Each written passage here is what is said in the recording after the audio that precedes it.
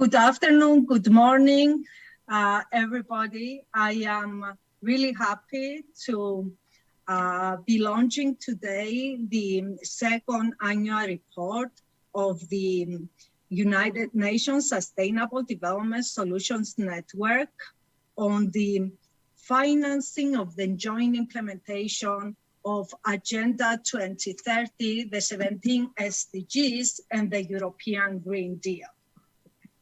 This is a report that is part of what we do as SDSN Europe, and we are extremely happy that we are able for the second year to provide explicit policy, financial, and technological pathways for the joint implementation of these two global, one global and one European initiative.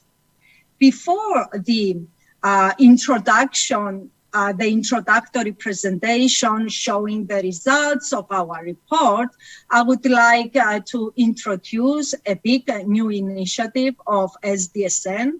This is a global initiative, and it is quite important for all of us because it's something that we think it's needed and it's missing.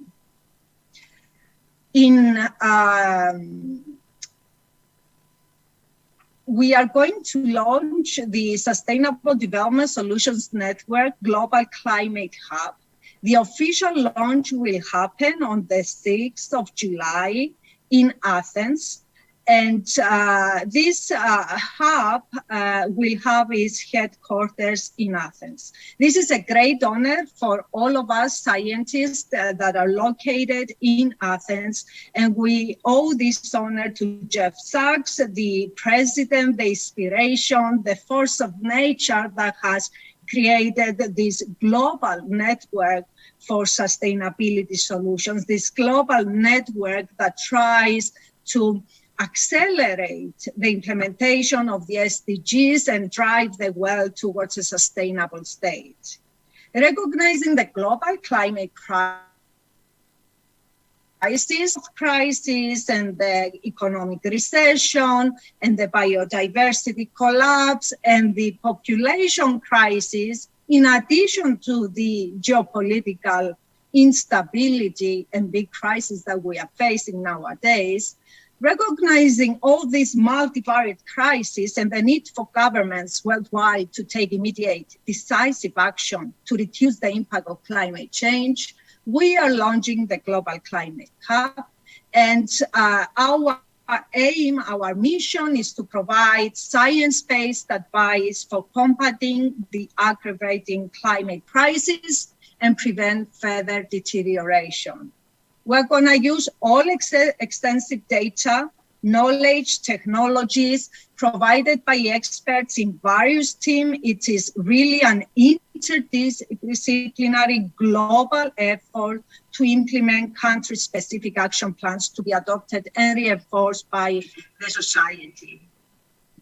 So this is our mission, and we recognize that the transition to a decarbonized and climate resilient world should be conceived on a systems approach, simultaneously addressing multiple objectives and promoting the right mixture of policy instruments and technological solutions. And this will be adopted across the various sectors of the economy and reinforced by society. So our aim is to develop the optimal mixture of technological solutions and the relevant pathways towards 2050, financial solutions supporting these technological pathways and the engagement of the society, and policy solutions that are going to support both the technological and the financial pathways. And of course, all of these will be heavily dependent on climate science, and it will be heavily dependent on technological solutions. Renewable circular economy, nature-based solutions, climate adaptation projects, but also digitalization.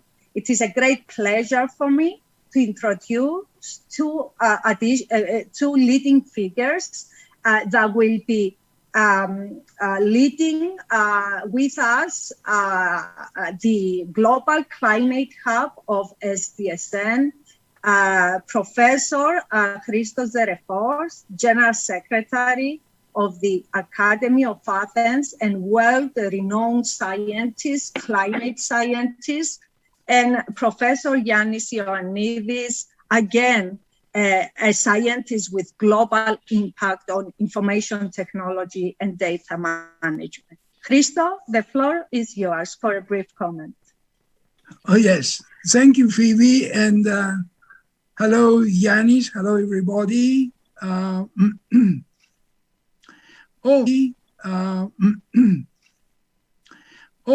Jeff. Welcome to the club.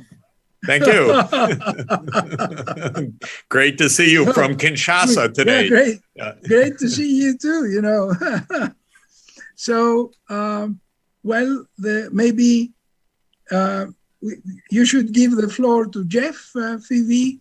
No, I'm going to give the floor to Jeff after you and Yannis speaks, and then he introduces the general picture of the hub. Okay, great. As he said, it was actually a very bright idea, according to me, by Jeff and Phoebe and Yannis, and I have been asked to help and provide infrastructure and provide the modeling capabilities which we have at the Academy of Athens. And we are ready to fly. That's the thing. So we have a good pilot there. I see him. He's smiling. And we will be acting, Yanni and Phoebe, as co-pilots in the system.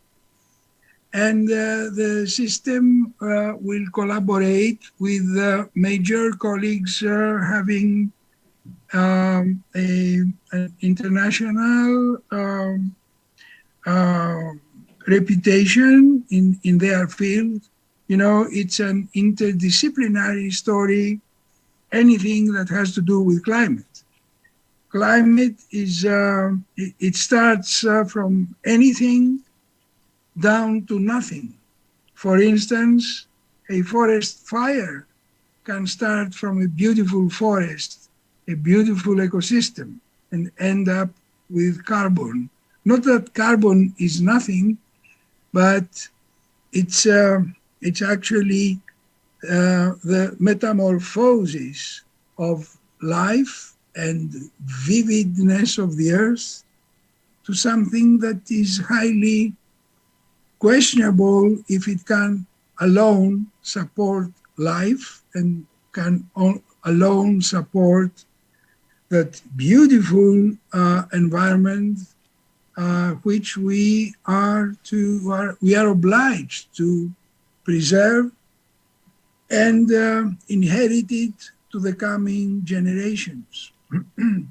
So the Climate Hub is something that is so highly interdisciplinary because it includes financial issues, it includes all kinds from pesticides, chemical stories, interactions of the geosphere, the biosphere, the atmosphere, the ocean, and most important, the cryosphere, which is really melting.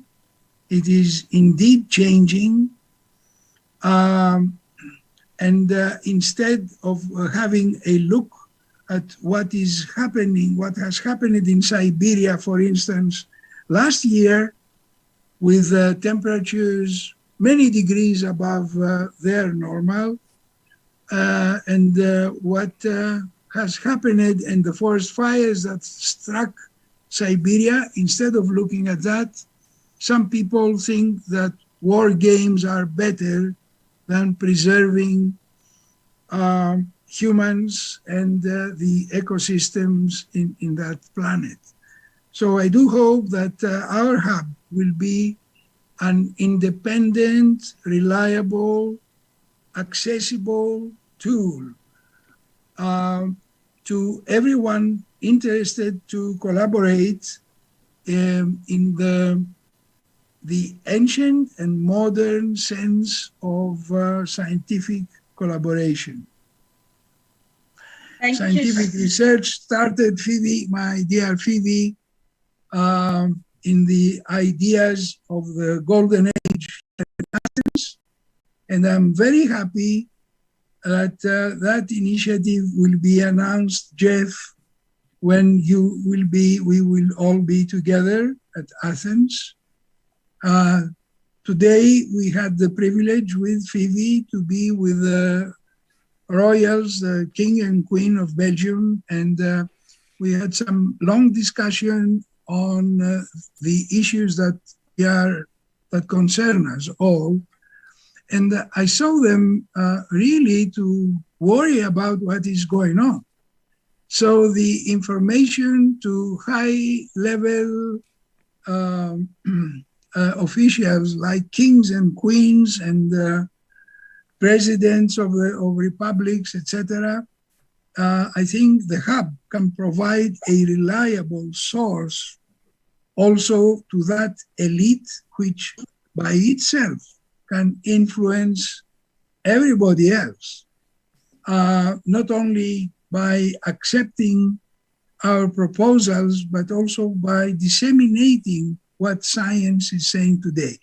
Thanks a lot. Sorry that I spoke for 2 minutes more, but I'm here, all yours, to listen to you. It's always lovely and insightful and inspiring to listen to you. You know that I am a fan of your stories and the way you combine it with science. Yanni, please, your contribution as fast as possible. Thank you, Phoebe. It's a great pleasure to be here. And it's a great honor and privilege, and I'm really excited that I will be a co-pilot, like Christos mentioned, with himself and the you, Phoebe, and Jeff on this endeavor. I'm the digital guy. I bring the digital technology aspects to this, and not only in terms of how digital technologies can help deal with the climate crisis, but also looking into how the digital technologies affect the climate, because a lot of energy is consumed in digital elements, not always with the right way. So I feel right at home and happy that I'll be able to contribute. For me, way before this, I was always saying that out of the 17 SDGs, the most critical one is the one on climate, because if we don't solve this, everything else in a few decades will be irrelevant, because we won't be around to worry about them. And the sixth transformation, which is the digital transformation, harnessing the digital revolution, is the one that affects all 17 SDGs. So I'm in the right place, and I'm ready to get going in collaborating and contributing to this first global thematic hub of SDSN on climate. Phoebe, Jeff, Christo, it's a great pleasure. Thank you so much. Jeff, this is your idea, your initiative. We should say that the structure is not finalized. The idea is to involve all SDSN hubs and beyond around the world. Jeff, the floor is yours. Thank you very much. And so wonderful to be with friends and people doing such fantastic work, Phoebe and Yannis and Christos, and they are all great inspirations to me. This climate agenda, of course, as Christos said, is a vast one. And there are at least three crucial dimensions that we need to attend to now. One dimension, of course, is the decarbonization dimension. Europe has committed to reach net zero emissions by 2050. We know that involves a deep transformation of energy systems and energy use, and also a deep transformation of land use for sustainability of land use. The second major transformation is resilience. We have to be more resilient in our societies, even for the basic sad reason that climate change is already here. It's serious. It's going to get worse. It is impacting the entire world, food supply, food chains, biodiversity, extreme events of multiple kinds, rising sea levels, and we need resilient societies.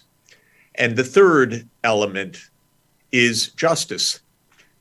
Climate change is imposing huge burdens on different parts of the world. I'm today in Kinshasa, Democratic Republic of Congo, a part of the world in vast, really profound and urgent need. And I'm here to meet with the president to discuss, in part, these issues of sustainability of the Congo Basin, sustainability of the great rainforest area, sustainability of the energy sector, including the massive potential for zero carbon energy here. But we need justice so that we can address these issues in a globally fair way. Now, I am lucky to lead a global network of more than 1,500 academic centers around the world. And I had the puzzle, where should the climate work be headquartered?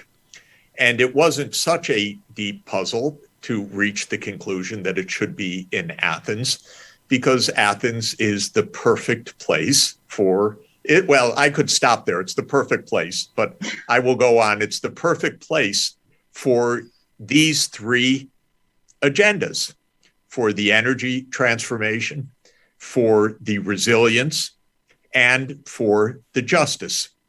So let me just say a quick word about that. First, on the decarbonization, you have in Athens several leaders, including Phoebe, including her co-chair of the SDSN Greece, Andreas Papandreou, and his team at University of Athens, and many other leading groups on the energy transformation. And Phoebe is doing an incredible job guiding an all-European effort to bring academia into the help of the Commission and the governments of Europe on the European Green Deal. So this is the perfect place for the energy transformation issues.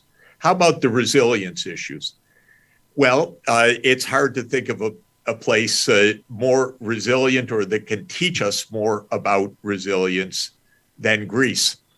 Greece has resiliently been at the center of Western culture for 3,000 years. Christos could inform us in depth about that for several hours. But I will just say that any place that invented academia, months. Yes, in months, of course, any place that invented academia should host the academic hub.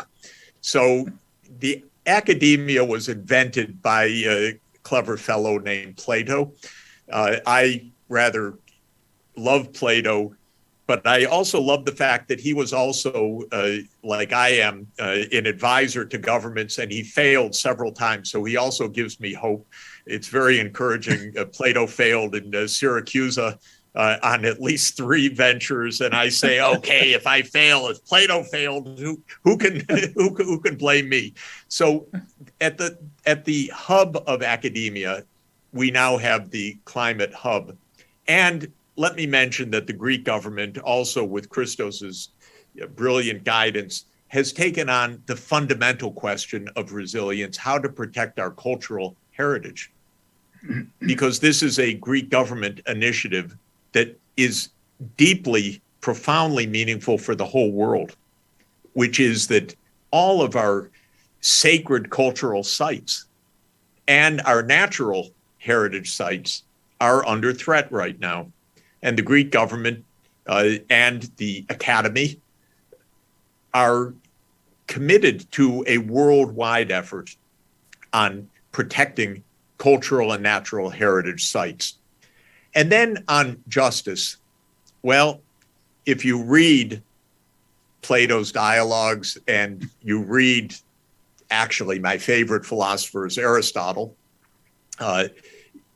they invented the concept of justice as a philosophical concept.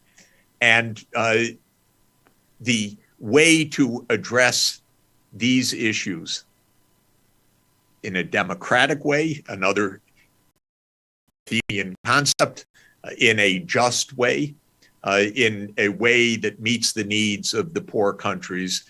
Again, I would say that Athens is our natural hub. So let me thank all of you. Let me thank Andreas Papandreou also, who's going to be working with me to help bring this global network in all its different aspects in active partnership. I want to thank you for taking on this great commitment.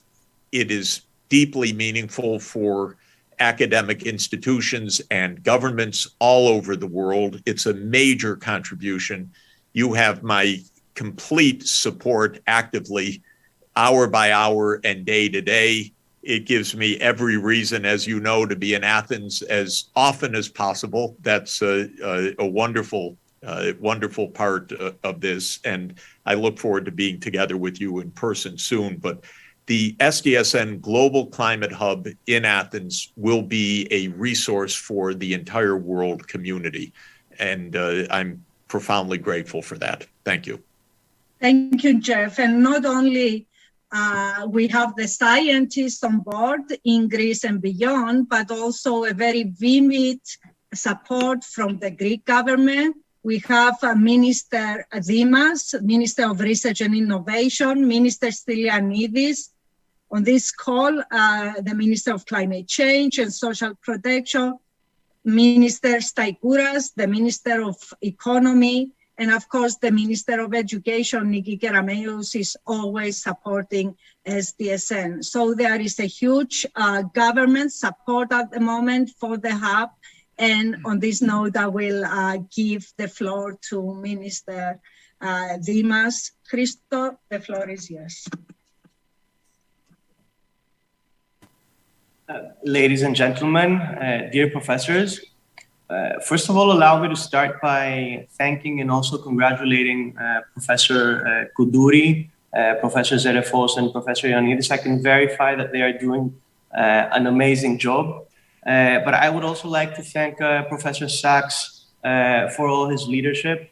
And I do want to admit in a more personal note that I never believed when I was writing my PhD 20 years ago, using his theory and his academic work, that we would be able to cooperate in such an important project. On behalf of the Greek government, and especially under my capacity as the Deputy Minister of Development and Investments, responsible for research and innovation, I would like to stress that we are working systematically in order to meet the European Green Deal targets. In fact, supporting research and innovation is critical to achieve these goals. So over the programming period 2014-2020, which ends in 2023, we have been financing 1,137 innovative research projects in sectors such as environment and sustainable development, energy, materials and constructions, transportation and logistics, ICT, health and biosciences, agro, tourism, culture, creative industries. We have also established recently 12 new competence centers formed by companies and research institutions into 12 companies in order to support technology production and technology transfer. We are developing 30 new innovation clusters. We are financing 28 national distributed research infrastructures. One of them, for example, is Panakia in the thematic area of environment and sustainable development. But we also have our flagship national programs such as Klimpact, consisting of 11 top national scientific bodies. We have established a core of excellence in order to generate new knowledge on climate change by supporting innovative studies, computational and experimental, to reduce uncertainties in climate models, as there is currently a core of outstanding Greek scientists involved active in climate change issues. Many of them are actually today with us here. We have also established a national startup and spin-off registry, Elevate Greece, in which it is very interesting that life sciences is the sector where we have the most startups in Greece. Then follows tourism, and in the third category we have environment and energy, and fourth, agri-tech. So we do have an important group of startups and spin-offs involved in sectors of interest. In terms of financial instruments, we have three important tools available. The new structural funds, which are 26.2 billion euros compared to the 20 billion in the previous programming period. And a lot of these money are going to environment and the climate change, into transportation, cleaner transportation, the Just Transition Fund, and the competitiveness. So approximately 27% of the total budget is allocated for a greener Europe strategy, and 20% for a smarter Europe. Additionally, we have reforms and investments under the Recovery and Resilience Fund, the RRF.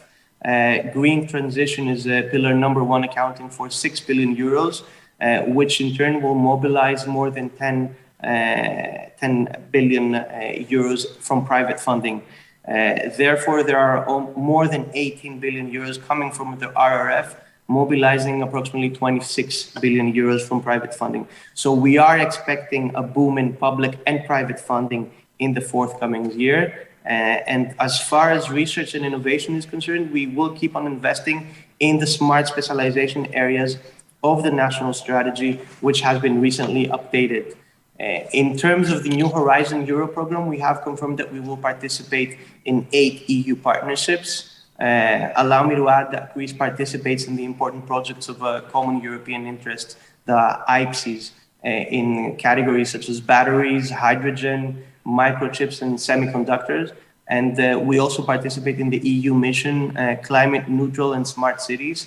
In fact, a couple of days ago, the Commission announced the 100 EU cities that will participate in the EU mission for 100 climate neutral and smart cities by 2030, the so-called Cities Mission.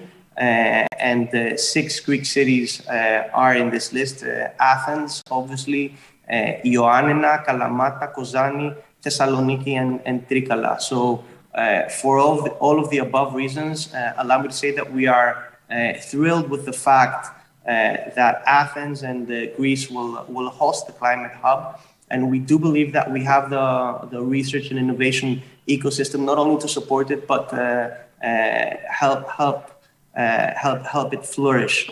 So drawing a conclusion, I would like to say that despite the great challenges, such as the pandemic, the war in Ukraine, the energy and global inflation crisis, we do believe that we have the resources, the capacity, and the plan to drive to succeed.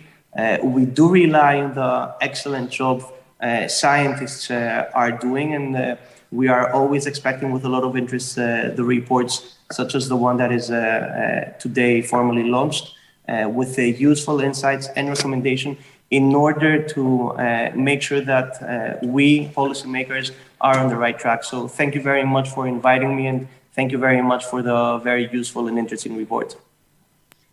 Thank you, Minister. Thank you so much for being so dynamic and so effective in developing and supporting the Greek innovation ecosystem. I think there is no precedent of such a ministerial efficiency in this field, and we are all proud, but also very inspired by what you do, because research and innovation is hugely important, but unless it is translated technology development and acceleration of these technological developments to the market and massive deployment of these developments across the society, businesses, and the financial sector, the transition is not possible. So we thank you for your support and for your excellent work.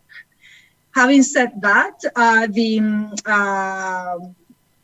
another minister that is crucial and important for our work is the Minister on Climate Change and Social Protection. This is Minister Christos Dilianidis, and he's traveling today, but he has sent us a video with his endorsement of the hub. Can we see the video, please? Ladies and gentlemen, it is a really great honor and pleasure to join you today in this really very important event.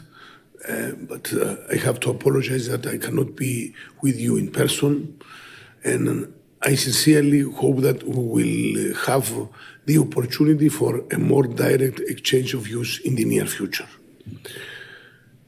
Let me first thank Professor Jeffrey Sachs and also Professor Phoebe Koundouri for their invitation. And I would like to congratulate both of them for bringing us all together for this at this high-level event. I would also to commend them for their hard work to put together the Sustainable Development Solutions Network Global Climate Hub, which will establish its headquarters here in Athens, in this beautiful city. This is a really great honor for Athens and also for Greece, for our country. Please allow me also to congratulate all those who contribute to the creation of the SN Global Climate Hub Athens. Dear colleagues, dear friends, no doubt that it is an outstanding global initiative that can creatively contribute to our common efforts, to global efforts for a more sustainable future. And definitely through this vehicle, we can promote the targets set by the Paris Agreement and the EU Green Deal. Both these initiatives can constitute our roadmap to a sustainable and no doubt greener future. This is the strong commitment of the international community, which was confirmed also at COP26 in Glasgow. This is also an initiative that we also benefit our country and giving to us the opportunity to elaborate and implement an innovative plan to reduce the impact and the consequences of climate crisis. Ladies and gentlemen, Greece is committed to achieving the goals set for a greener future. We are committed to be at the forefront of tackling climate change. And our commitment was reiterated repeatedly by Prime Minister Mitsotakis and our government. I strongly believe that the real proof of concept of this approach is the establishment of the Ministry for Climate Crisis and Civil Protection. And as many of my friends insist on this, they consider that is a strong proof by itself that tackling climate crisis and its repercussion is a priority for the Greek government. few words about our ministry. Our ministry aims at enhancing the country's resilience and adaptability to the climate crisis through a holistic approach, an approach based on three key pillars, the very one triangle: prevention, preparedness, and resilience. These are the pillars guiding all our initiatives towards to mitigate the problem of the climate change. Dear friends, you know, many of you better than me, that the climate crisis is a complex, multi-dimensional challenge, a challenge that cannot be met by a country alone or by an individual organization, no matter how big or well prepared it may be. To be successful in our efforts, we need to join forces. We have to act together because collective action is of the essence. And of course, cooperation is also key instrument, not only at the national level, but also at the international level, and of course at the local level. And at the same time, cooperation with civil society and with volunteers is also one of our strong commitments. And no doubt that cooperation and collaboration with the scientific community is really very important for any step, for any initiative towards to mitigate the problems and the repercussions of the climate change. In our ministry, we are working closely with civil society and with the national and international scientific communities. And our specific goal remains to increase efficiency in preventing, in preparing for and responding to natural disasters. In conclusion, I would like to assure you that we are looking forward to working closely with the SDSN Global Climate Hub here in Athens. It is a very special commitment. It is a promise, because above all, we are all together on the same boat, and I strongly believe that we share the same goal. And the same goal is very obvious: to reduce the impact of climate crisis globally, regionally, and of course, in our country. Dear friends, I wish you a great and productive session, and I'm looking forward to receiving the outcome of your discussions and deliberations, and of course, to meet you in a very special meeting for exchanging views in a very specific way of thinking, and to understand each other that, yes, we are in the same boat and we have to join forces. Thank you once again for this opportunity. Thank you so much, Minister Dilianidis. It is important that this ministry is on board and supporting us. And Minister Dilianidis is a very experienced politician, especially when it comes to issues with the European Commission. Let me now briefly go through the main results of our report. This is the second annual report of Sustainable Development Solutions Network Europe, focusing on financing the joint implementation of the SDGs and the European Green Deal.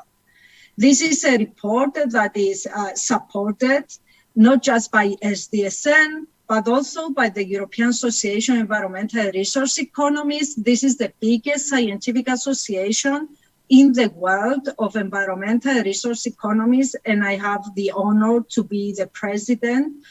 We have more than 105 1,500 institutional members from 85 different countries.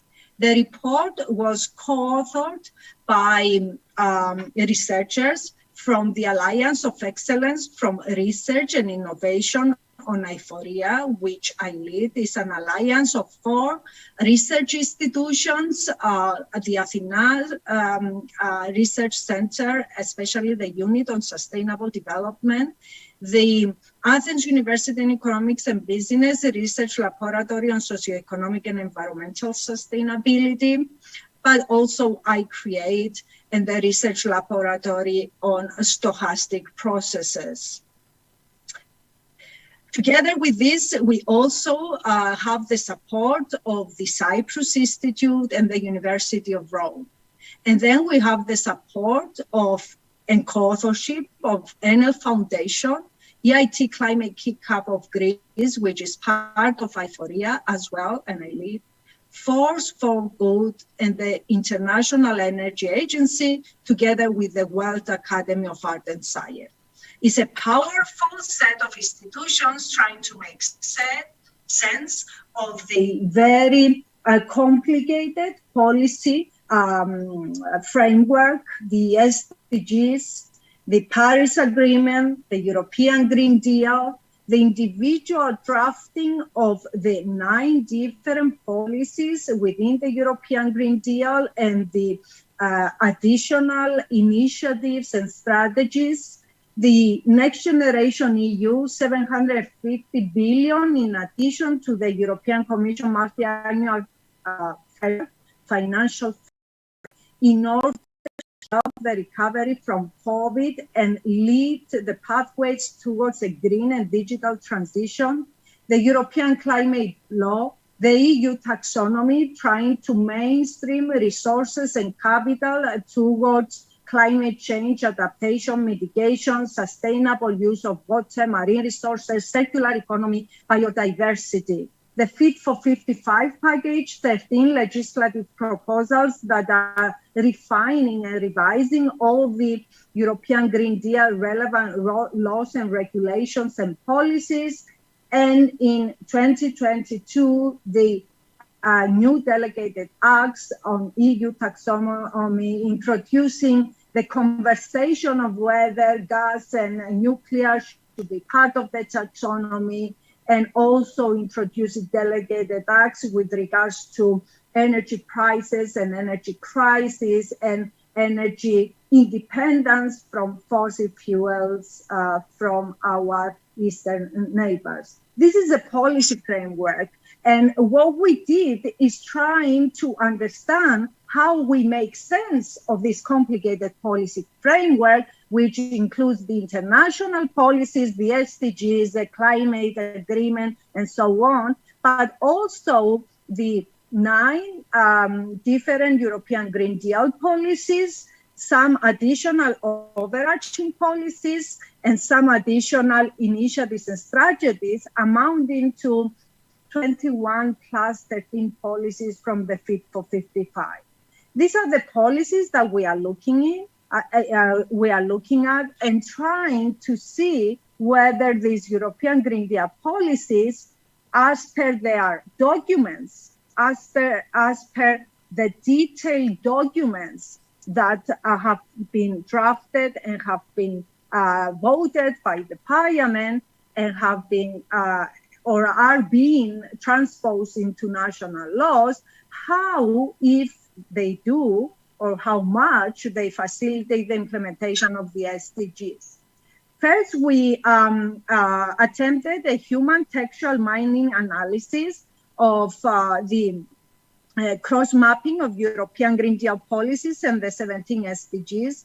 The most significant SDGs that are facilitated by European Green Deal policies are climate action, industry, innovation and infrastructure, affordable and clean energy, responsible consumption and production, and decent work and economic growth.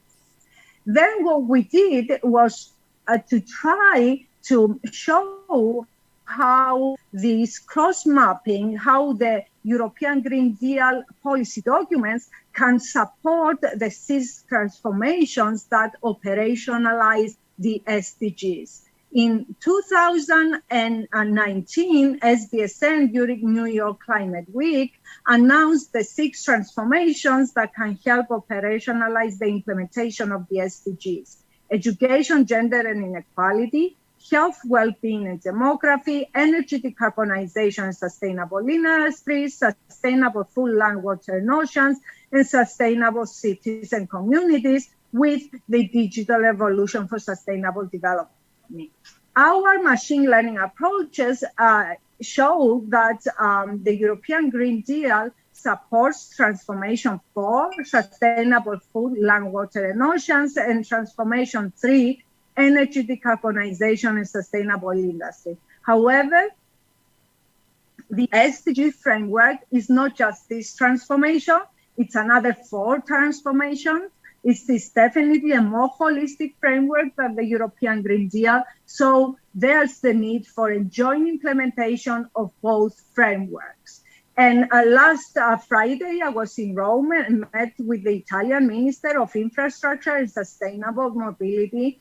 And he specifically said that he is prioritizing the SDG framework with regards to analyzing, assessing any investment under his minister. And he's a leadership example, together with the Deputy Prime Minister from Spain, who will speak right after me, Teresa Riviera, showing how the European Green Deal can really jointly support and facilitate the implementation of the SDGs. We went a bit further and used machine learning, deep learning approaches in order to analyze further the connection between the SDGs and the European Green Deal. Deep learning refers to very large neural networks with many layers that allow computational models that are composed of multiple processing layers to learn representations of data with multiple levels of abstraction. Once again, the higher connection between the SDGs and the European Green Deal was with affordable clean energy, industry, innovation and infrastructure, responsible consumption and production, climate action and partnerships for goals. We have less correlation with no poverty, quality education, gender equality. These are important SDGs for social cohesion. So it is important for us Europeans to understand that our European Green Deal, our industrial policies, our agricultural policies, our employment policies should become as holistic as possible in order to really achieve the transformations that we need in order to get on a pathway of sustainable development.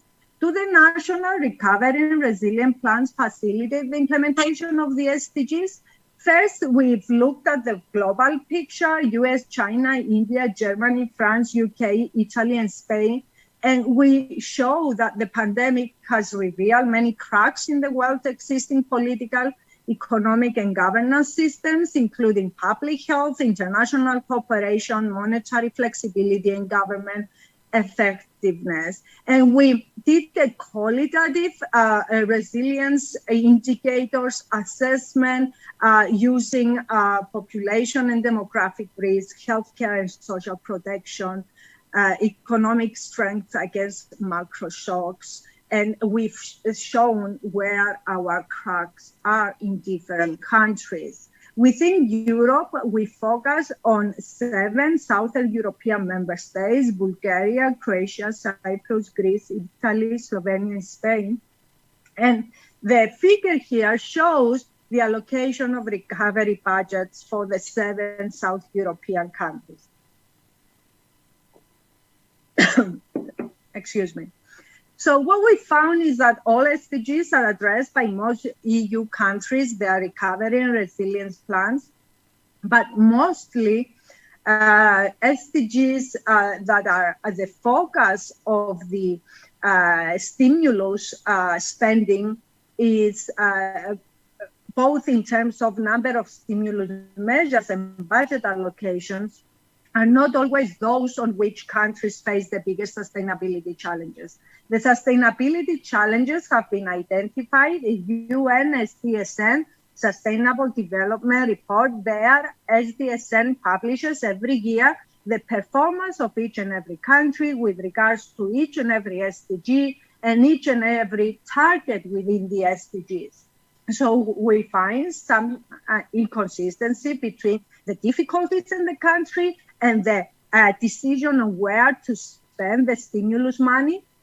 And we also find that although several European nations demonstrate relatively poor performance on transforming food systems and diets and biodiversity goals, these challenges have received lower attention in national recovery and resilience plans. And as SDGs that are relevant to green energy efficiency measures have the most attention with regards to budget allocations from RFF. We've also analyzed the recovery spending and the employment effect of the green and digital transition.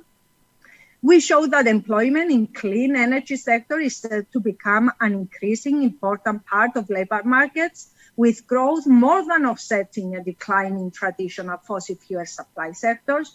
We also show that an additional 13 million workers, this is our estimates, will be employed in clean energy and related sectors by 2030, both under the announced pledged scenario of the International Energy Agency. And this 13 million of workers doubles in the net zero by 2050 scenario. It is also shown that most clean energy jobs are created close to the project's location, and a quarter of energy employment is tied to supply chains that may be located in other countries, particularly solar, wind, batteries, green components, and vehicle components. With regards to global recovery spending and its impact on green recovery, as of March 2022, governments have spent around 710 billion on sustainable recovery measures as part of their response to the pandemic. Around 4% of total fiscal response is devoted to sustainable recovery.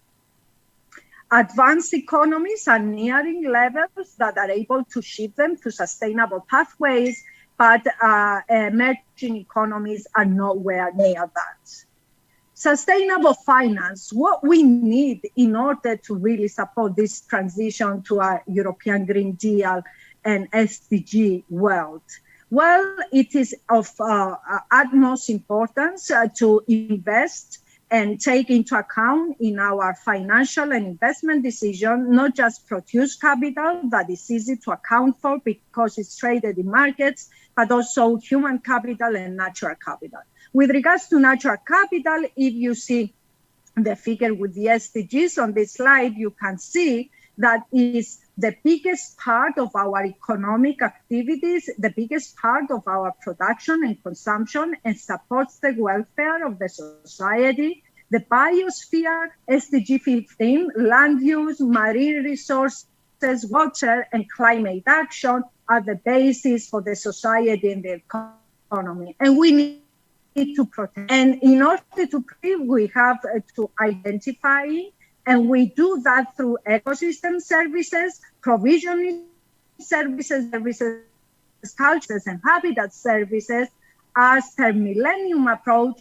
And then we try to monetize the benefits that these different services of each and every ecosystem is providing to humans. By monetizing these ecosystem services, we can include them in our investment decisions, in our cost-benefit analysis, and we can make sure that we pay for the externalities, the society, the businesses, the financial sector is imposing on natural capital. This is the only way to preserve it. So what we do in this report, we estimate the economic value of nature, uses data from literature databases for the identification of the full range of ecosystem services in each biogeographical region of Europe. We have terrestrial marine ecosystem, freshwater ecosystems, the 4 categories of ecosystem services provisionally regulating, cultural and supporting, and the biogeographical and marine regions that are located in Europe, across Europe. And we show that using meta-regression estimation and the benefit transfer method, the marginal valuation of the benefits of the natural capital, the marginal valuation that people identify for the services of natural capital. This is at least equal to the benefits that people derive from these services. And this is an optimal indicator of the least amount that people are willing to pay to preserve the quantity and quality of these particular services and in general, the natural capital.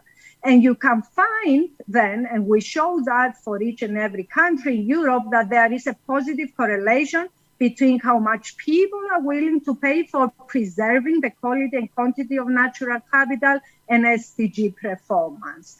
So awareness of these services and awareness of the value they bring in our consumption and production activities today and in the future for future generations as well, and estimating this value in monetary terms is crucial in order to really implement the SDGs and the European Green Deal, because it allows you a monetary valuation of natural capital to be integrated in investment and policy decisions. We also showcase a climate policy tool that can help sustainable finance.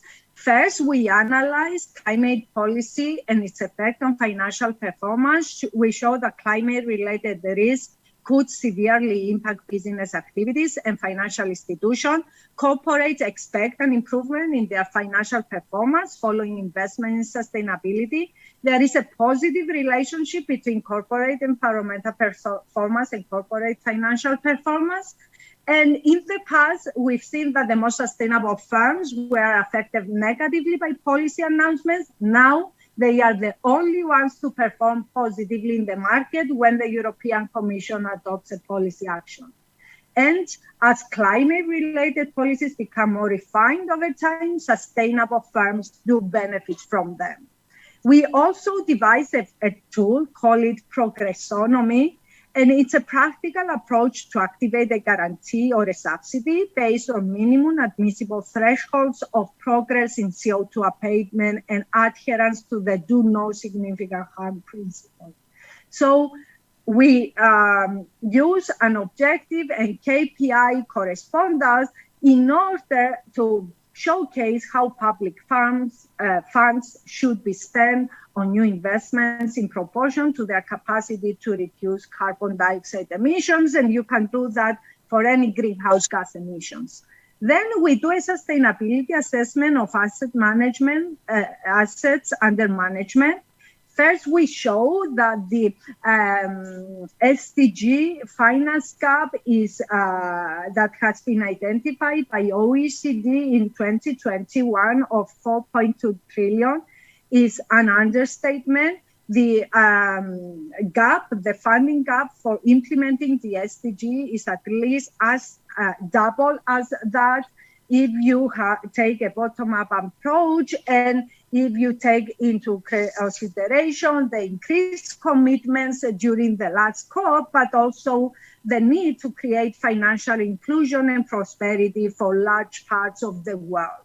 So it is obvious that public money are not enough for leading us, for supporting financially the sustainability transition. We need to engage the private sector. We need public-private partnerships. We've analyzed the leaders, the asset management leaders, and how they focus their investments on SDGs, and obviously climate action, SDG, renewable energy, sustainable cities, and of course, decent work and economic growth are their leading SDG investment relevance.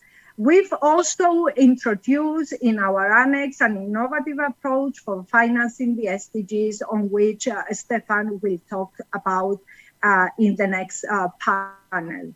So our key recommendations are maintain leadership in climate change and biodiversity, and this is for the EU.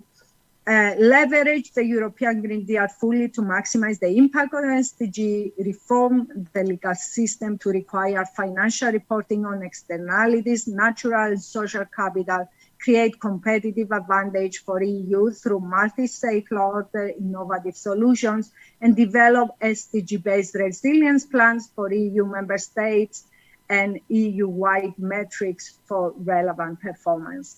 I will close here. It is a almost 200-page report. I had to present it in 10 minutes. So it's a very summary version of what we did. Please have a look at the report. It might be interesting. Everything is uploaded on SDSN Europe website. And on this note, I am excited to welcome the Deputy Prime Minister for Ecological Transition in Space, Teresa Riviera. It is a huge honor to be with us. It is a pleasure to follow the amazing work that you do, to follow your leadership account. Teresa, the floor is yours. Thank you. Thank you so much. It is my great pleasure also to join you in this very interesting opportunity. So to learn directly from you the main conclusions of your fantastic report. I think that this is very important, how to combine the different policy decisions that we can make in order to facilitate the full achievement of the SDGs. Much more when taking into consideration that this is what we are saying we want to get out of the Green New Deal, out of the next generation funds. I think that never before we had in front of such a golden opportunity to redirect our development model.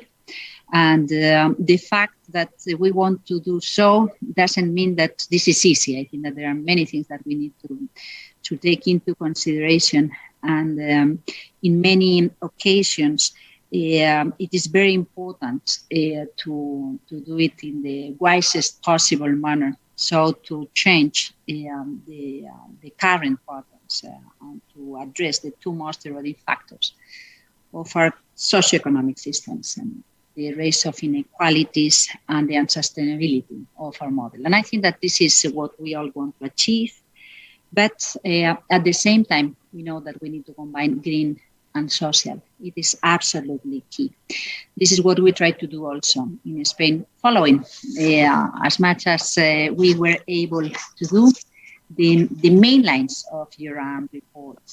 The recovery plan in Spain is built on the green pieces, on the green agenda. Energy and climate are key, and we had already had the opportunity to assess and to provide visibility on what were the horizons, what were the main goals that we wanted to achieve. But at the same time, we know that there are other key factors in Southern European countries, as it happens in many other countries with transition climate patterns. We need to address energy, water, soil, and biodiversity as the key drivers and systemic policy priorities when trying to tackle the opportunities we have in front of us, but at the same time, the main challenges and barriers we have in front of us. And this is why we think that the acceleration of the towards a low carbon economy is very interesting, because it provides a wide range of opportunities around the different elements. We are talking about industry, employment, innovation, fiscal context, skilling and reskilling of workers, education patterns, and reducing inequalities, as I was saying. And something which was very interesting in the next generation EU funds is the idea of introducing and mainstreaming whatever we wanted to invest in the context of the do not significant harm principle. I think that this is a very interesting innovation that is here to stay, and that facilitates a very interesting tool for any public official to learn what does this mean, what type of questions they have to raise when defining different policy and measures. So what I would say is that being green is good, but it is not enough. We need to be social. We need to take into consideration people. Otherwise, people will be rejecting what we suggest or what we push forward. The social return of the investments are key. And I think that this is something we are trying to pay much attention to when defining them. The recovery plans. The ecological transition implies a major economic shift, and of course it will increase the efficiency and lower the cost, and will drive us into a much more wise model, but it may have different consequences, very in particular in the transitional times. So paying attention to the social dimension is key. What we did is first establish a social shield, protect jobs and strengthen social safety nets, including workers and consumers, vulnerable consumers. Now that we are going through a horrible crisis in Europe, we know that we need to pay attention to consumers. And we need to pay special attention on how to create new opportunities or how to deploy the existing opportunities in such a way that people can benefit from what we are doing since the very first moment. What does this mean in terms of green jobs, the urban renovation wave, the circular economy, the new skills, the digital transformation, how it combines, what type of skills we need to build, and what type of profiles we need to expand. The economic traction, so how we can use this opportunity to update, to modernize the industry and the services in our countries, how we can create new opportunities for the future. So to invest on whatever we guess it will be important in the future, but we need to build from now onwards. The development of green hydrogen, for instance, and what does this mean in the production of goods, but what does this mean also in terms of security or learning or innovation, all along the lines. The other thing which is very important is to pay attention to the younger generations. I think that this cannot be perceived as something that deals with the current adulthood, but the idea of qualifying the funds as next generation of Europeans is important, and we need to provide concrete references to what it means.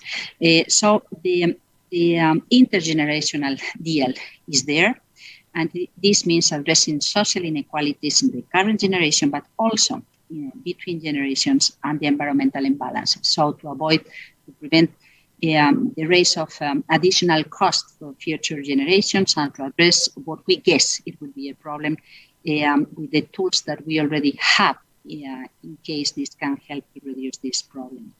Some references which are also important on how we see the opportunities around the Green Deal and how we have been building the recovery plan in Spain. We think that we need to be innovative in the way we work.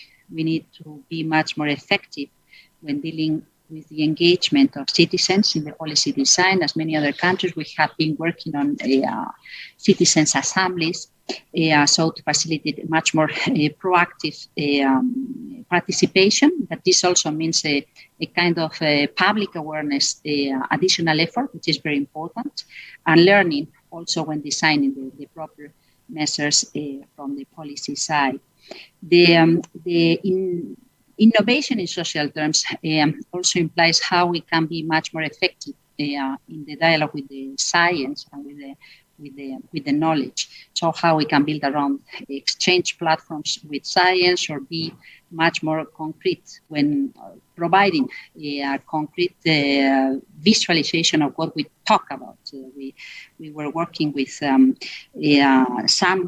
colleagues in the science side, so to develop this interactive atlas from the IPCC, so to show what it means impacts in concrete regions and how they interact among different specific impacts in terms of ecosystems, but also in terms of economic impacts. And I think that it is also very important the way we present our ideas, our work, and how people can participate in the final design. So how we can build roadmaps for the pieces that are much more innovative in technological terms. So how we can deal with innovative challenges, such as I was saying before, green hydrogen or electricity storage or the sustainable use of materials. Why we want to achieve what concrete goals and what pathways we suggest so that people can interact with the proposals before we finally define what are going to be the specific planning and the specific measures. And finally, I think that it is time to be much more effective when talking about the different levels of government, because most of the concrete actions will take place at the local level, and we can multiply by different factors the effectiveness of our response if we work together. I think that in this context, it is very important to underline the very concrete messages, more efficient and wise use of energy, and how it combines and relates with the digital revolution, with the use of materials, with the use of soil, with the local resources, the electrification of the system, so to reduce our dependency from fossil fuels, and the concrete technical response to reduce this dependency through renewable energy solutions. And it implies the full development of we've got and investment on what we need. But my final comment deals with some very important piece of your report, which is that in order to make this transformation viable, we need to reach the needs from the present to the future through smart finance solutions. And I think that Europe has been interested in this discussion for a while already, so talking about green bonds, taxonomy, reporting and learning, transparency, to avoid wasting money, wasting resources, but to invest there where it is much more smarter is key. So we are also working on that. We are working on different references, so cover to facilitate or to reduce the financial risk for new PPAs between industrial players and renewable energy developers, or green bonds, as in many other countries. But I think that it is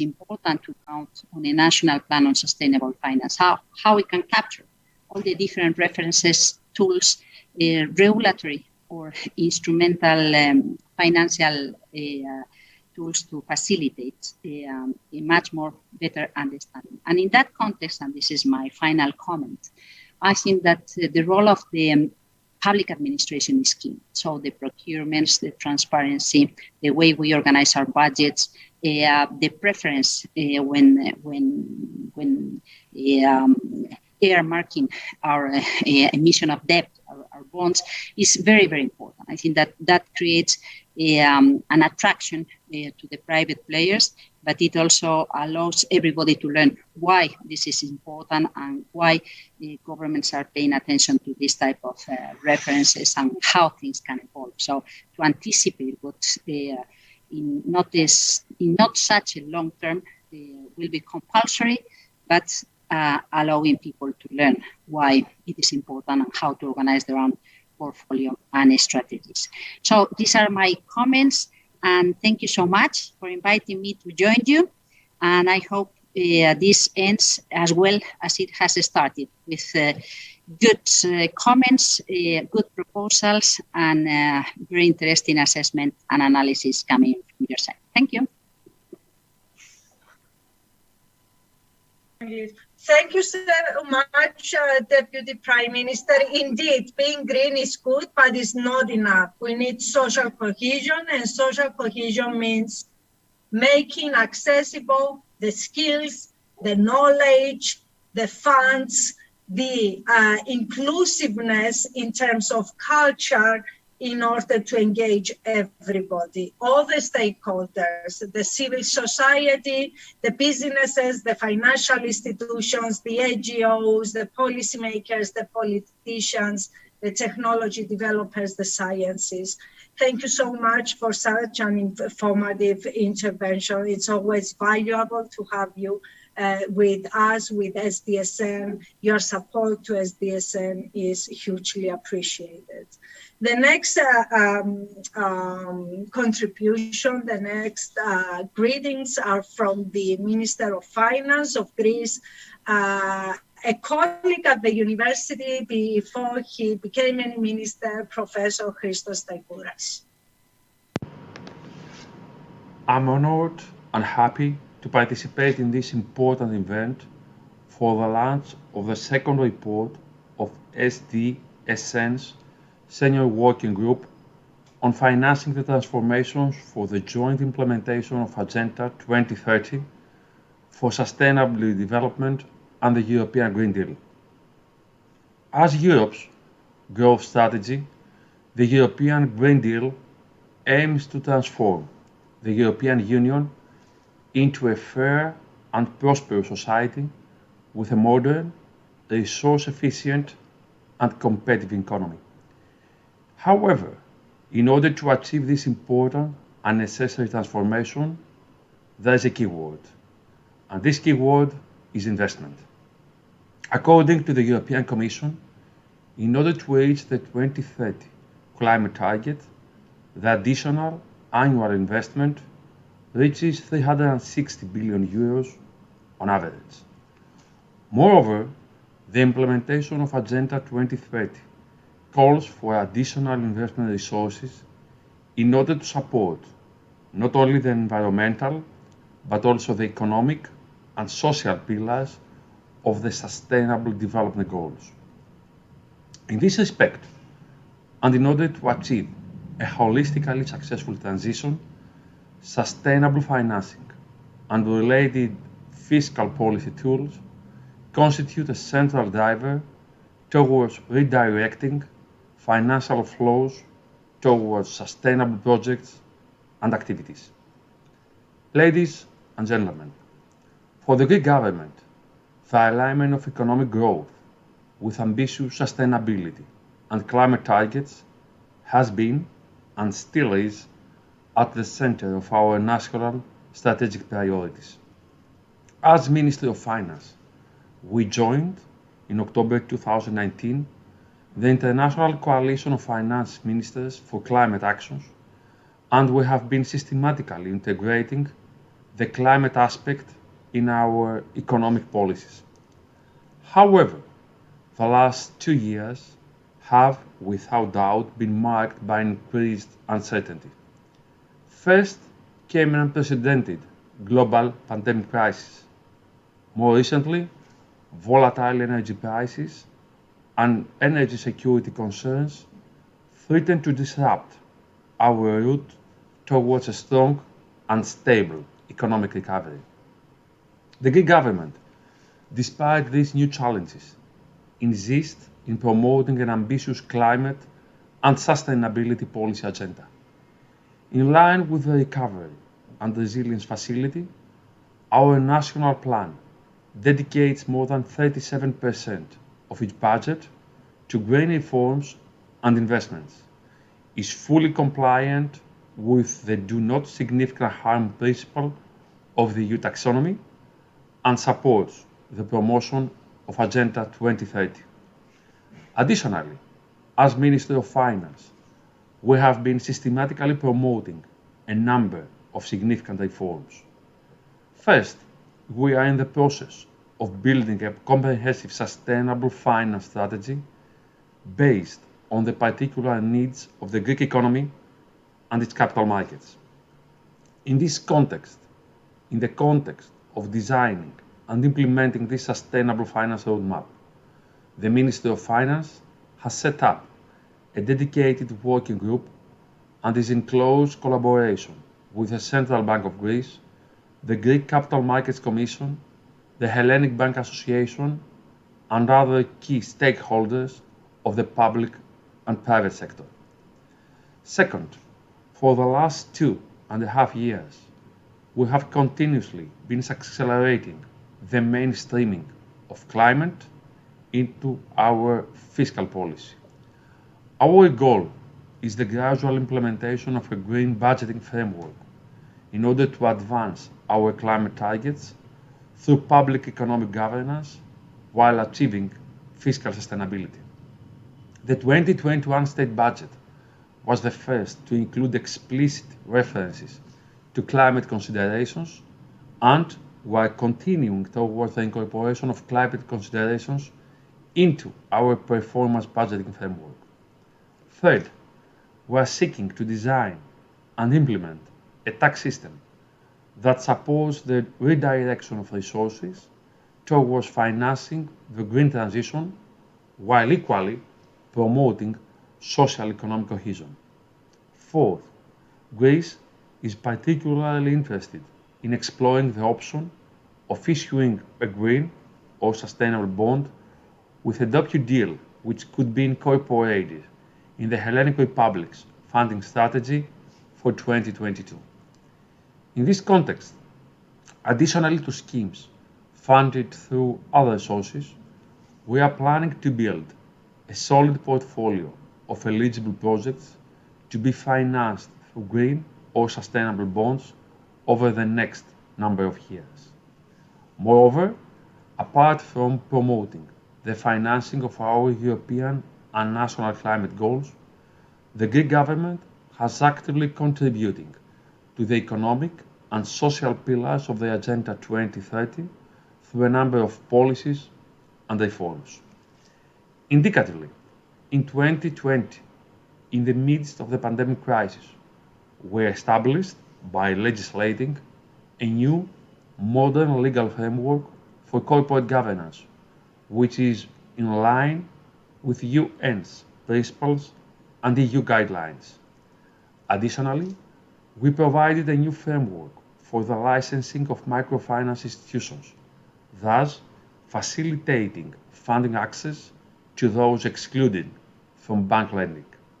Finally, we have adopted a national private debt strategy, which includes a number of significant policies and reforms aiming not only to improve the resilience of our banking system, but also to promote financial literacy, to support the financially weak in dealing with their private debt, and to protect their main residents.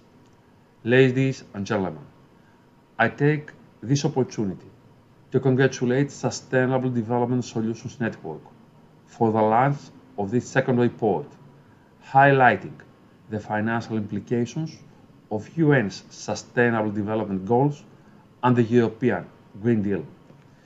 In this turning point of our planet's climate history, and while facilitating and facing unprecedented challenges, public policies and the financial system play a determining role in promoting sustainability and resilience through the mechanisms of our economies. However, sustainability is not solely about climate resilience and the protection of the natural environment. It is about fairness, it is about jobs, it's about public health and social security, it's about protecting our societies and economies. Our goal is to effectively mitigate the current crisis' negative effects while holistically enhancing Greece's economic, social, and environmental sustainability. Thank you very much. Thank you very much, Minister. It is indeed important. It's not just investments and finances. Sustainability is about a fair job creating and a social cohesion structure that can support a sustainable and efficient, a dynamically efficient interaction between humans and nature, between the society, the economy, and nature. And it's a huge challenge to achieve, and we need all the different ministers in it, as we need all the different sciences joining efforts. Thank you very much, all the ministers, for endorsing this report and for devoting time to reading it and sharing their thoughts during our event. I will now move forward and quickly to some selected co-authors of the report. The report has been co-authored by many people. These are the senior people that are supporting the Senior Working Group. And I will, with no further ado, proceed to Carlo Papa, the CEO of NF Foundation. And I will ask Carlo, in light of the current geopolitical crisis, how do you think that the energy transition will affect society in the coming decade? In particular, what do you think will be the socioeconomic effects of investing financing renewables in Europe? Okay, thank you very much, Bibi. Good evening, everyone. I must say that after all the crisis that we are living in, this afternoon has been so far refreshing listening to Martin, looking forward, civil servant, and to the report. As you may know, I am one of the smallest author of the report, but Bibi allowed me graciously to talk first because I have other commitments. So very briefly, I think we are at the very historical crossroad of the transformation due to the war that we are involved in. You know, we have tanks a couple of thousand miles away from where we are talking, but we have drought and wildfire elsewhere nearby our homes. So, I mean, both the real war and the climate war are creating victims, will create more victims. And the effect that we are having on the transition, particularly on the energy transition at this very moment, but I would say toward the transition, is that we are at a crossroad. Either we will leave a major setback on those transition, or we will have the opportunity to move faster. Now, clearly, after listening to those forward-thinking politicians, I'm more excited than I was before starting, but we must make sure to showcase that there is a real good effect of going ahead with those transformations. So to the point of PB, it's very important to showcase the socioeconomic value of nature and social prosperity, but I feel we should move from scientific report to actually change the way accountancy is worked within our government and within our system banks. So it's time to move this economic value into balance sheet of a state, into balance sheet of banks that can then financing or provide funds to initiative. Because if we manage to do so, we will know that the next world will not put under pressure transformation. And the same things is not about accounting and financing standard, but is also about investing really on those transformation, as the Ministry of Spain was saying, putting people at the core. Some of us, especially, may see in a strange way the idea of substituting molecular gas coming from one country, from other gas coming from another country. But in times of war and risky time, we should deploy investment fast in order to showcase the energy transition positive impact. It's not only on our spreadsheet, but it will actually create jobs and make people living better. So I welcome the report, I welcome the activities, but it's important what we will do from tomorrow onwards to make sure that those ideas, those mindset will be adopted by state, banks, and entrepreneurs. Thank you very much. Thank you very much, Carlo. Indeed, it is important to even integrate this natural capital and social capital into our accounts, in our ESG reports, and make sure that we integrate these externalities in the way we decide about financing and investment. I fully agree. Thank you very much for the insightful intervention. I move to Professor Marzio Galeotti from FIM. He's Director of Scientific Research, co-author of our report, and I would like him to give us his view on the impact of climate policy on financial performance.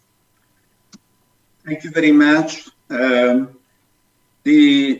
Financing the energy transition is one of the key policy areas of the European Green Deal. The Next Generation EU, the Resource and Resilience Facility are the operational tools that are aimed to pursue the dual goals of the economic recovery and the greening this recovery and making it climate friendly. And as we know, one of the key sustainable development goals is the climate action. Now, given the increasing climate impacts and damage, some of them are already being seen nowadays, but most of them are going to occur in the future, and they could possibly be of large dimension or large consequences, even catastrophic. That creates uncertainty and creates risk. And this climate risk is being increasingly considered and taken into account when it comes to economic decisions, both by governments, households, individuals, as well as corporations. So the financial sector is one of the recent areas of interest to scholars and as well as operatives, where the consideration of how to incorporate, take into account, embed climate risk into financial risk is the one important issue. And in the financial sector, that involves all the aspects and all the actors, institutions, central banks, corporations who have to make decisions, funds and investors, because they have to channel these funds from savings to investment. And this is increasingly important. In the report, there is a contribution by FIM that looks at one aspect within this general area, which is the relationship between financial performance by companies and environmental performance, with special attention to the three European provisions that are well known and have given rise to a lot of debate: the corporate financial reporting, disclosure reporting, and in particular the EU taxonomy. We provide some fresh new evidence. Obviously, there is a lot of much more to say. Is a small event study that you may want to look at, because it confirms how these events are relevant and affect the performance of corporations. This is very important, as I said, and I would like to conclude by saying or noting that financing or financial aspects is toward the green transition, to finance the green transition toward climate goals is even more important these days, because financing renewable technologies or penetration of renewable technologies, energy efficiency measures, as it has been mentioned before, is also important these days for energy security. On the agenda, as we are seeing here in Europe, and pursuing those aspects that may increase the energy security of companies and European countries and governments, with resorting or increasing renewable penetration and energy efficiency measures is a key. Thank you. Thank you so much, Marzio. Indeed, it is a key and one we should focus on getting it effective and efficient in mobilizing the transition. Thank you very much. I'm very happy to introduce Ketan Patel, CEO of Greater Pacific Capital, and the inspirator and the person that mobilizes the initiative on Force for Good. Ketan, it is quite important to look at global flow of capital and understand how much of it flows to SDGs, what is the shortfall in meeting these 2030 targets, and what are the differences in the approach between the US and EU. What are the key initiatives that you think the European Union could pursue in order to gain competitive advantage in creating sustainable form of capitalism?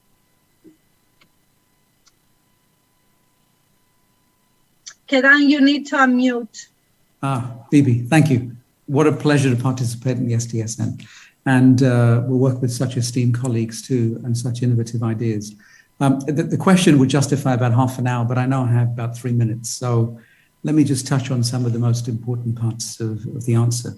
So the first is the capital deployment in 2021 that we analyzed looking at 100 financial institutions was record breaking. So new records were set in terms of the commitment to 2030. Financial institutions committed $10 trillion nearly. $2 trillion of that was deployed in 1 year. And there was almost a 10x increase in the assets committed to net zero. So, we're seeing a spike, or we saw a spike at least, in the commitment.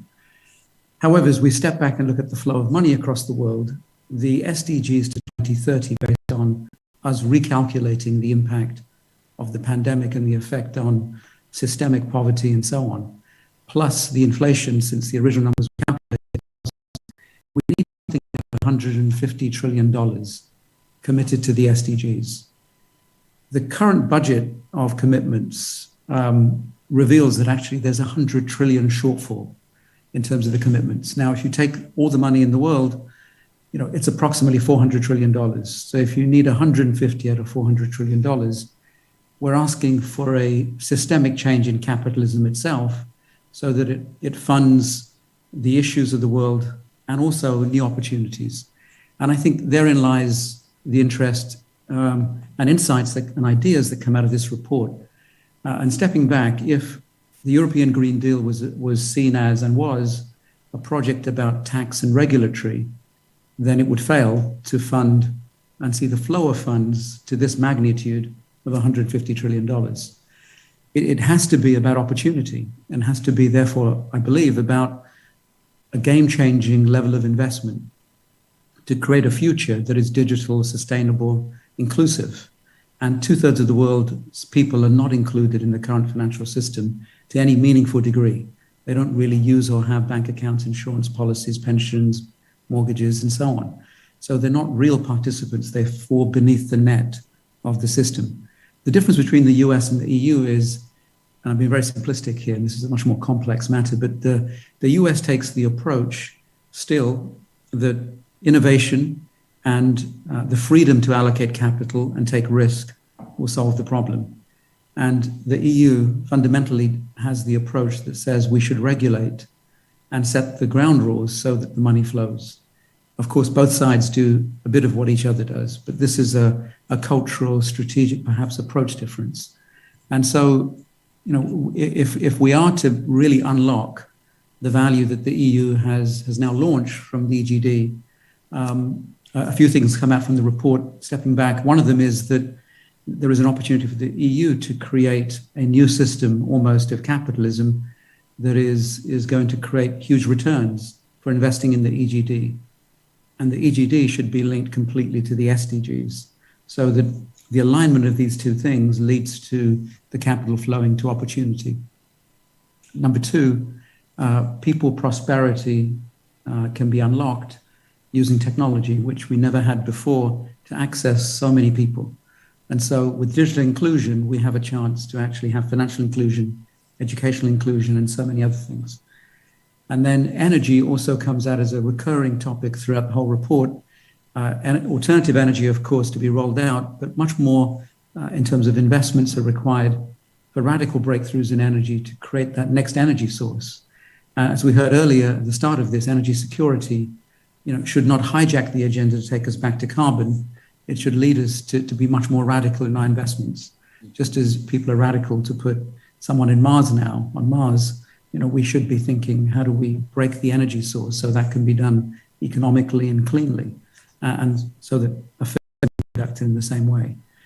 And then finally, the EU is one of the biggest trading blocs in the world. So if the terms of engagement for the EU require people to be compliant, its trading partners to be compliant with the EGD, it can be structured so that actually that does happen. And I think people will comply given the size of this trading bloc and the power of it. And the financial centers that already exist in it can, I think, become much more powerful for the flow of money. And I think the report is full of ideas as to how that could happen. The challenges, of course, but the ideas too, are hinted at in this report. Taken together, the EU can be economically, socially, geopolitically, one of the most powerful leading forces in the world for creating this much more sustainable form of capitalism. Thank you, Kedan. Thank you very much, Kedan. Indeed, and you can, read about all this in detail and presented with deep analysis in our report. I will now move quickly to Professor Theodoros Zachariadis, again, one of our lead co-authors from the Cyprus Institute and member of SDSN Europe, and ask him to give us some background on the strengths and weaknesses of the European National Recovery and Resilience Plans. And we have identified them. We had identified them in the report. What next, Theo? What recommendations are there for the sustainability relevance of public budgets? And what might be useful for the policymakers? And please help me with time. I will. Thank you very much for this amazing group of people who have contributed and inviting me to this. Good afternoon, good evening, everyone. Well, the next step, I think, is something that is outlined in chapter 4 of our report. So I will not report very much on it. The European Commission and the OECD are familiar with the term green budgeting, how to align public budgets, being in it annual budgets or multi-annual medium-term budget plans with green objectives. What we demonstrate is the possible next step to expand green budgeting to SDG budgeting, sustainability budgeting, in line with what has been outlined by Ketan just now. This is, I believe, straightforward, both for the European Commission and for national administrations. We can, we demonstrate an example of how we can align the public budgets with all sustainable development goals and not only with green objectives. And this is, I would say, the way forward. Thank you. Oh, wow, very good. Thank you so much, Theo. Indeed, this is what we showcase, and I think is it can be endorsed and directly implemented by policymakers. I will now proceed to Professor Stefan Bernhaber, co-member of the World Academy of Art and Science, and ask him how to address the huge missing gap in financing the SDGs. How do we address the financing gap for financing our global commons? Stefan? Yeah, Phoebe, thanks. I'm very thrilled to be part of this. I prepared 3 slides. I would like to show them, in... Please do. Yeah, Maria, maybe you can upload them. In 1972, the Club of Rome published Limits to Growth. This is just 50 years ago. And over the last 50 years, we basically missed out one substantial thing. And what we missed out is that we considered the money system to be neutral. And I think that's wrong. Do you have the slides for me, Maria?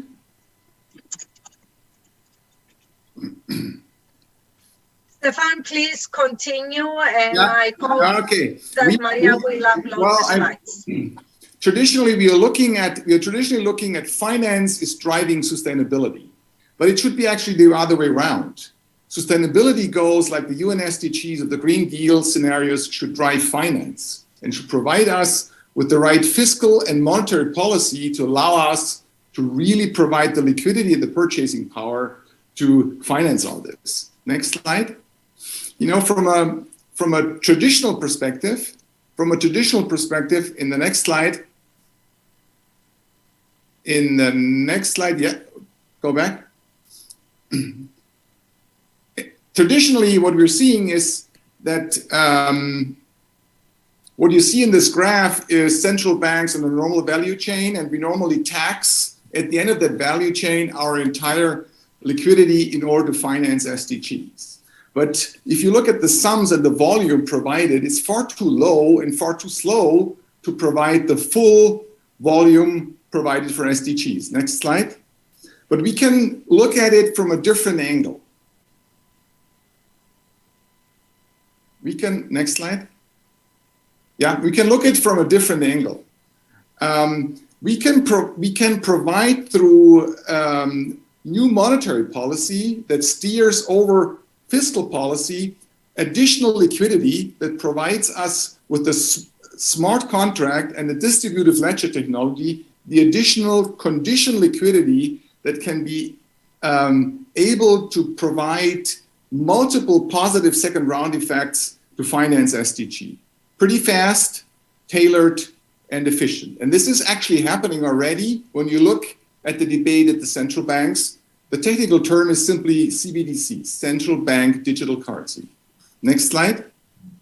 So if we started upgrading the monetary system according to the risks ahead, we can actually demonstrate additional new financial engineerings and additional new financial assets, from swaps to state guarantees, to CDS, to new forms when we start digitalizing that new process and going direct from central banks into funding SDGs. And we have historical evidence for that.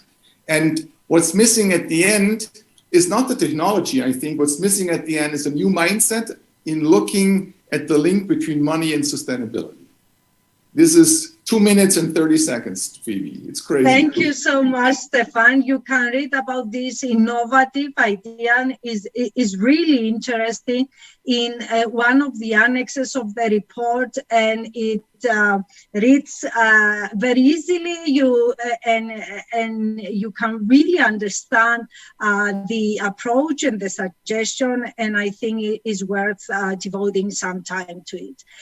Next, I'm very excited to have a very high-level policy panel with 3 members of European Parliament and members from UN institutions and financial institutions. I will first start with the members of European Parliament and ask them to give us their feedback, their thoughts, their combined with their experience at the Parliament with regards to the implementation of the European Green Deal, the role that SDGs can play in facilitating the implementation, and how finance is becoming relevant or crucial for the transition to sustainability. I would like to start from the lady, Maria Spiraki. Please, the floor is yours. Thank you, Professor Koudouris, for having me in this very high-profile event, and thank you for giving me the opportunity to give some figures in order to elaborate further on the issue of funding, and also on the issue of the implementation of SDG goals in the framework of the Green Deal. As you all know, the European Union has committed to achieving climate neutrality by 2050, reducing greenhouse gas emission by at least 55 by 2030, when compared with the levels of 99. Its core strategy, the European Green Deal, contains a set of policy initiatives and legislative proposals that chart the path towards reaching this goal. In the 2021-2027 budgetary period, it is the well-known MFF, Multi-Annual Financial Framework, at least 30% of the total EU budget and the Next Generation EU instrument will contribute to climate-related actions. Furthermore, and in line with the Green Deal, on July 14, 2021, the Commission adopted the Fit for 55 package, a set of legislative proposals to meet the new EU objective of a minimum 55% reduction of the greenhouse gas emission by 2030, and I am deeply involved in this package, having the role of the rapporteur on behalf of the EPP in the EVI committee on two files. The first one is the red, it is the directive concerning the renewable energy, and the second one is the e-fuels for the maritime sector. Well, let me go to the second slide. The roadmap under the Green Deal provides for measures such as the European Climate Law, achieving energy efficiency for buildings, establishing the circular economy, protecting biodiversity, and decarbonizing the transport and the energy sector. However, the transition to climate neutrality, as we all know, will require tangible actions as well as resources. And the European Green Deal acknowledges the importance of involving regional and local communities in the effort towards climate neutrality.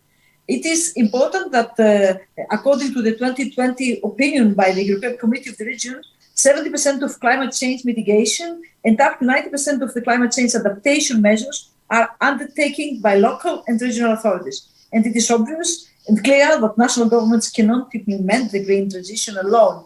And the involvement of a broad range of stakeholders, it is finally indispensable. The cohesion policy, it is one of the pillars that which can help to both mitigate the effects of climate change and invest in the green transition by providing for actions aimed at phasing out of fossil fuels, first of all, achieving sustainable transport and promoting the circular economy. In the 2021-2027 financing period, the policy also includes a new Just Transition Fund, supporting the regions in transition, regions that are fully dependent on coal and fossil fuels. As cohesion policy's intervention aimed to reduce territorial imbalances, they are designed to make sure that the green transition is fair and no region is left behind.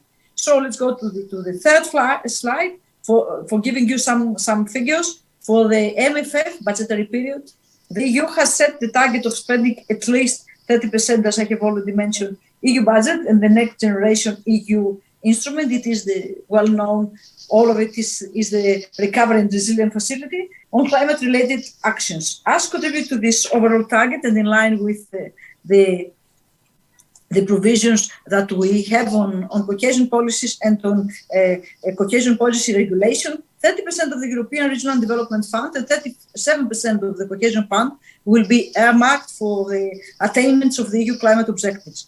According to a study which has been published by 2021 by the European Parliament, the total resources earmarked for climate change under cohesion policies are approximately 77.2 billion euros, of course, or it is also there are also additional funding for REACT-EU. In addition, the Just Transition Fund has a budget of 17.5 billion, and it is 70.5 billion under the MFF and 10 billion under the Next Generation EU, dedicated to regions that I have already mentioned. It is 41 regions, including Western Macedonia and Megalopolis in Greece. The contribution of cohesion policy funds to the achievements of the overall EU budget target 30% climate-related expenditure, as I have already mentioned, and it's structured through an EU climate market system. The earmarking of funds and tracking of climate spending are those important instruments for enhancing the environmental performance of cohesion policy. And now let me give you an overview of the multi-annual financial framework for climate.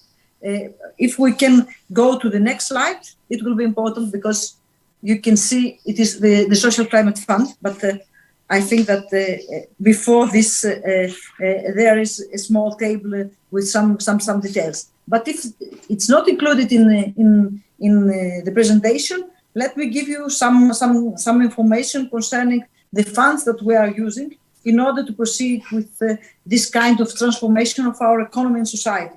The Fit for 55 package includes, among others, a regulation which will establish a new social climate fund. It is the climate fund. The aim of which is to help vulnerable households, micro businesses, and transport users, and meet the cost of the green energy transition in the buildings and road transport sector. The Social Climate Fund is designed to counter the additional cost that the vulnerable consumers may face when the EU Emission Trade System Directive is revised to cover these two sectors as proposed in the Fit for 55 package. We are talking about not the ETS as such, but the so-called small ETS, which will be included in the ETS, and it will work as a funding mechanism to the Social Climate Fund.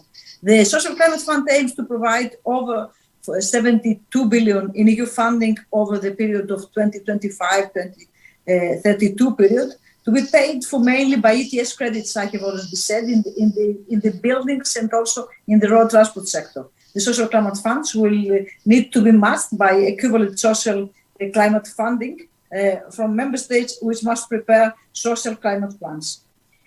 Going to the member states and the social climate funds, I would like just to present the annex coming from the Commission proposals with the maximum amount from member states can receive from the Social Climate Fund. When it comes to Poland, it is 17.6, to France it's 11.2, to Italy it's 10.8, to Spain it's 10.5, and to Romania it's 9.3.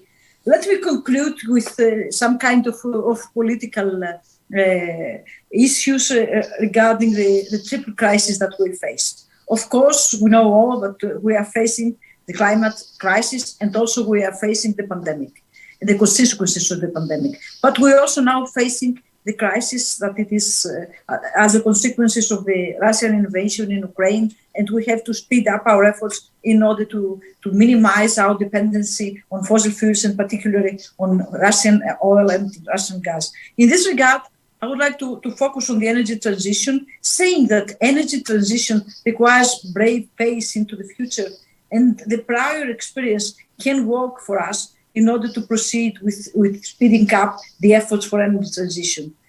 There is a trap which is lying ahead of us, and this is also a temptation. It is a political temptation for governments to step back from our climate ambitions, and it is a very, very important moment. The governments are struggling with soaring energy prices, the citizens are struggling with soaring energy pricing, and it is very tempting to return to discussion and practices that reflected an old-fashioned approach when it comes to the energy mix and to the energy transition. So it is important for us to decide and to make clear that to push towards to net zero is a huge opportunity for innovation, and it is timely clear. It is the innovation that is timely clear to our side. Otherwise, we will face a backtracking, and this will be considered as a clear message for instability to investors. Therefore, we have to be implementably ambitious. We need to examine all the relevant existing tools and get advice of them, having always on our side the public opinion. According to the recently published IPCC report, the messages are clear. The time for action are now. The target of having global emissions by 2030 is realistic and achievable. Thank you very much for giving me the opportunity to make this presentation. How lovely to have politicians that are so well informed.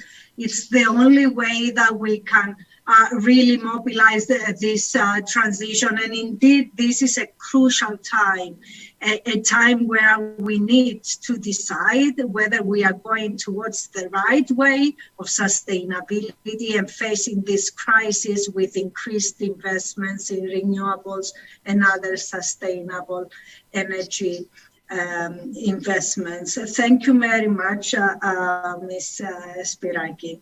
I will proceed to Udo Ballmann, a good friend from Germany, a member of European Parliament, and ask him as coordinator of your group in the European Parliament Development Committee. What is your key takeaway from the report, and especially regarding the Global South and their pathways towards sustainable development and their ability of reaching the SDGs? Udo? Hi, Phoebe, and all colleagues and friends. Nice to be with you. I know that you have the kindness to give me 20 minutes, but I see your hidden wish to be very short and to reduce myself to 2 or 3 minutes. I can build very much on the substance of what is going on in the European Parliament. I can build very much on what Maria just had outlined. Going back to your report, striking are the following facts for me with an eye on the Global South. First of all, we are running out of time. We are lacking still enormously resources. That was one of the reasons that Ketan was speaking about the necessity of a systemic change, a revolution in capitalism, and I totally agree. And you also showed very well in your research that there are thematic as well as geographical imbalances. So a whole lot of what we do in Europe is good, is progressively bringing us on the right track. But as you found out, there is still a lack of investment in social inclusion. It's education, it's health, and whether that is Next Generation EU or whether that is all the other budget positions, we are not yet there.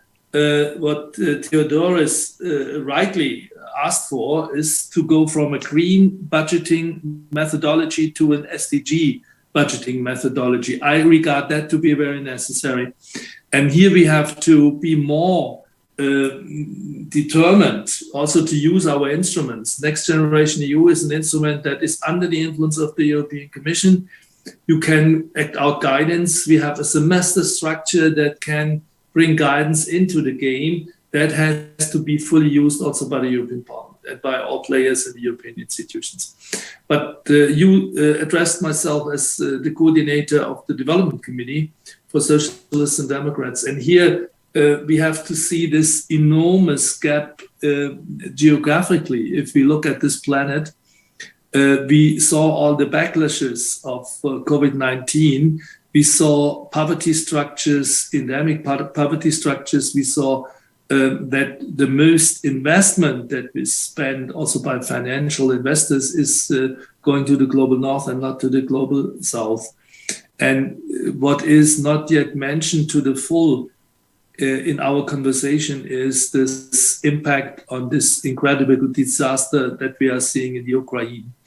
So people will not only die in Ukraine, people will die in Africa, especially because of this incredible war, in this incredible, unbelievable, irresponsible conflict. So what to do now? And here I have one pledge.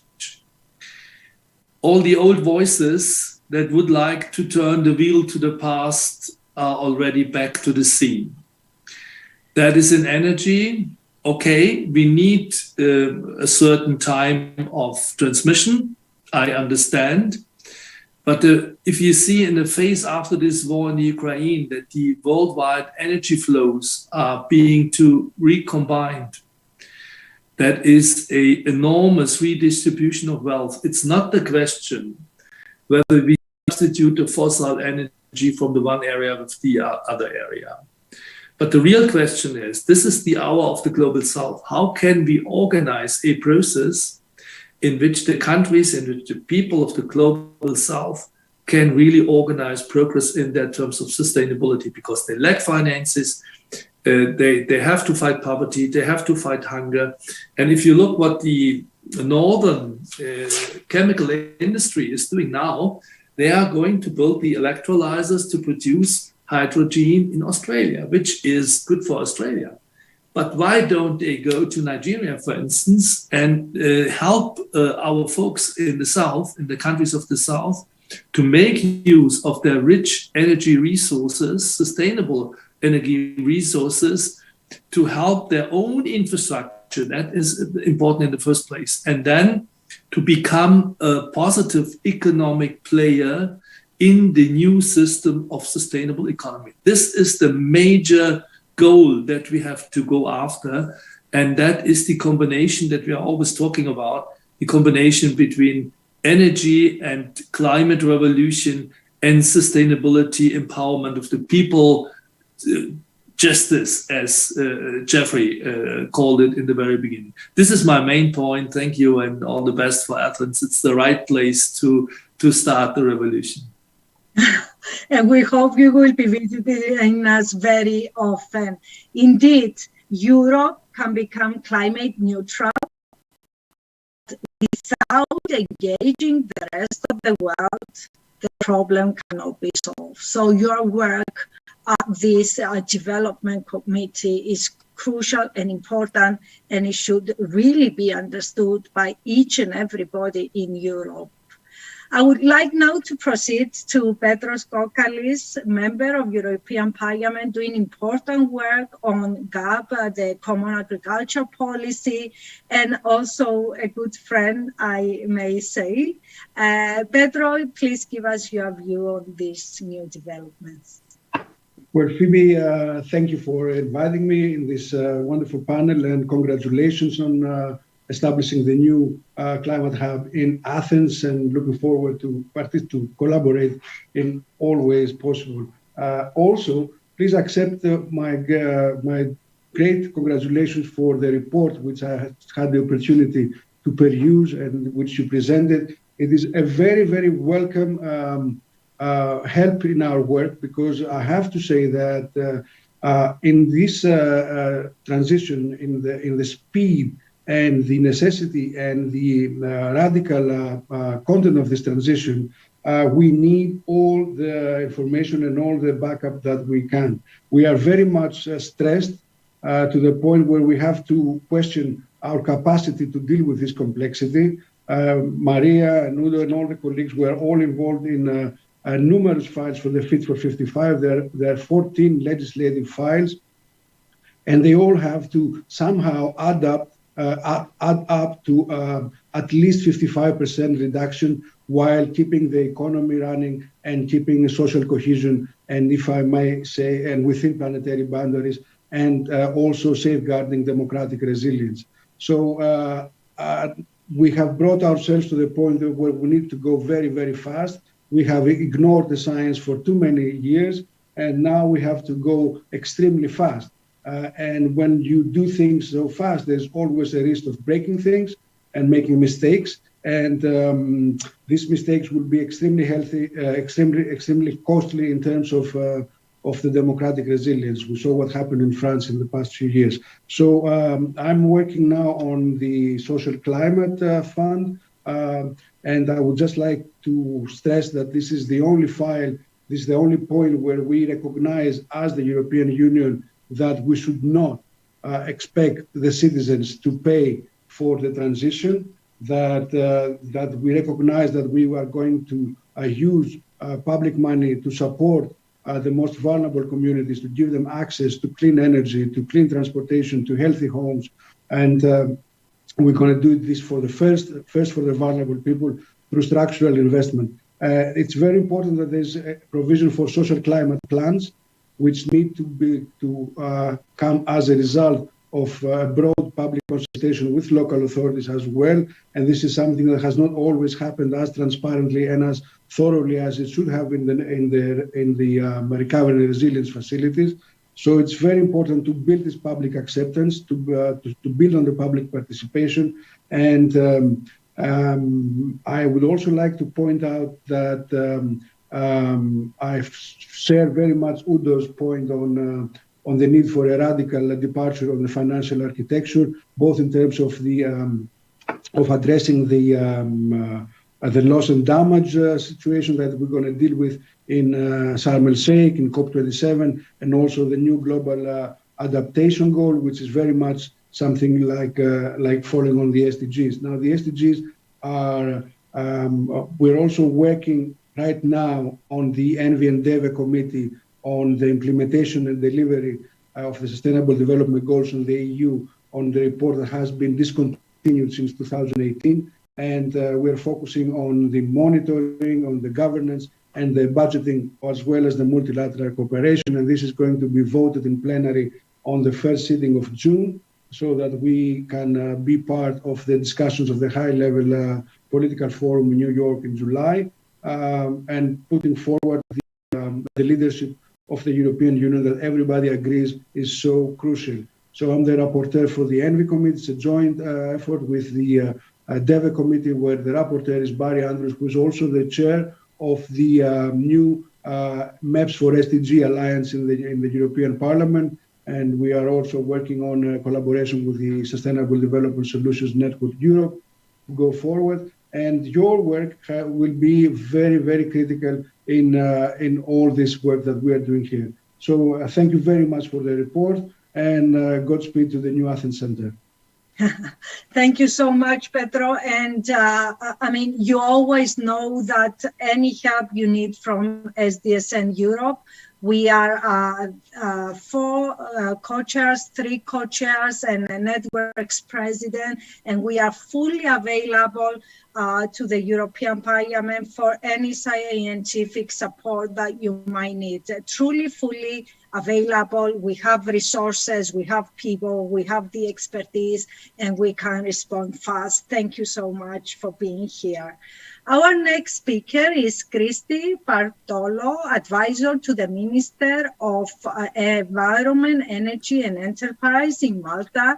And I wanted to ask you, Christy, to thank you for being here and ask you what is Malta's state of play when it comes to sustainable development and how are the SDGs implemented there?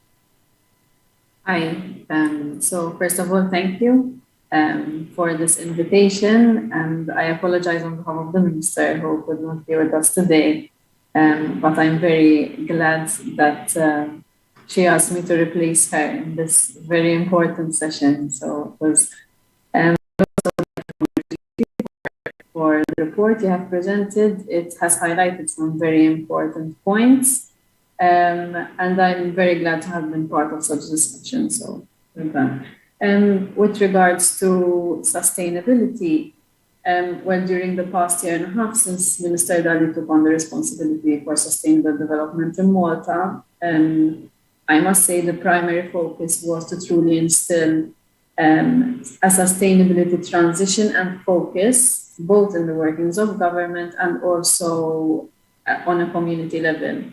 Here, education plays a very important role. It is very important for people to understand exactly why there are certain environmental stresses globally, as we believe that through this kind of education, where people can tangibly understand their impact, the transition towards higher sustainability would be attained much faster.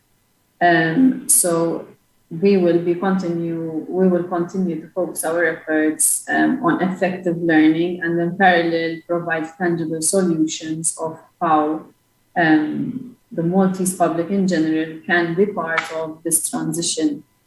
If I take, for example, the past year as an example, the Maltese government has introduced several initiatives in terms of sustainable development, targeting different levels of society. So if I take just 2 very different scenarios, 2 very different initiatives, for example, we have introduced, for example, Malta's first sustainable baby box, which is a very small initiative, but it has been received very well amongst the public, where every newborn registered in Malta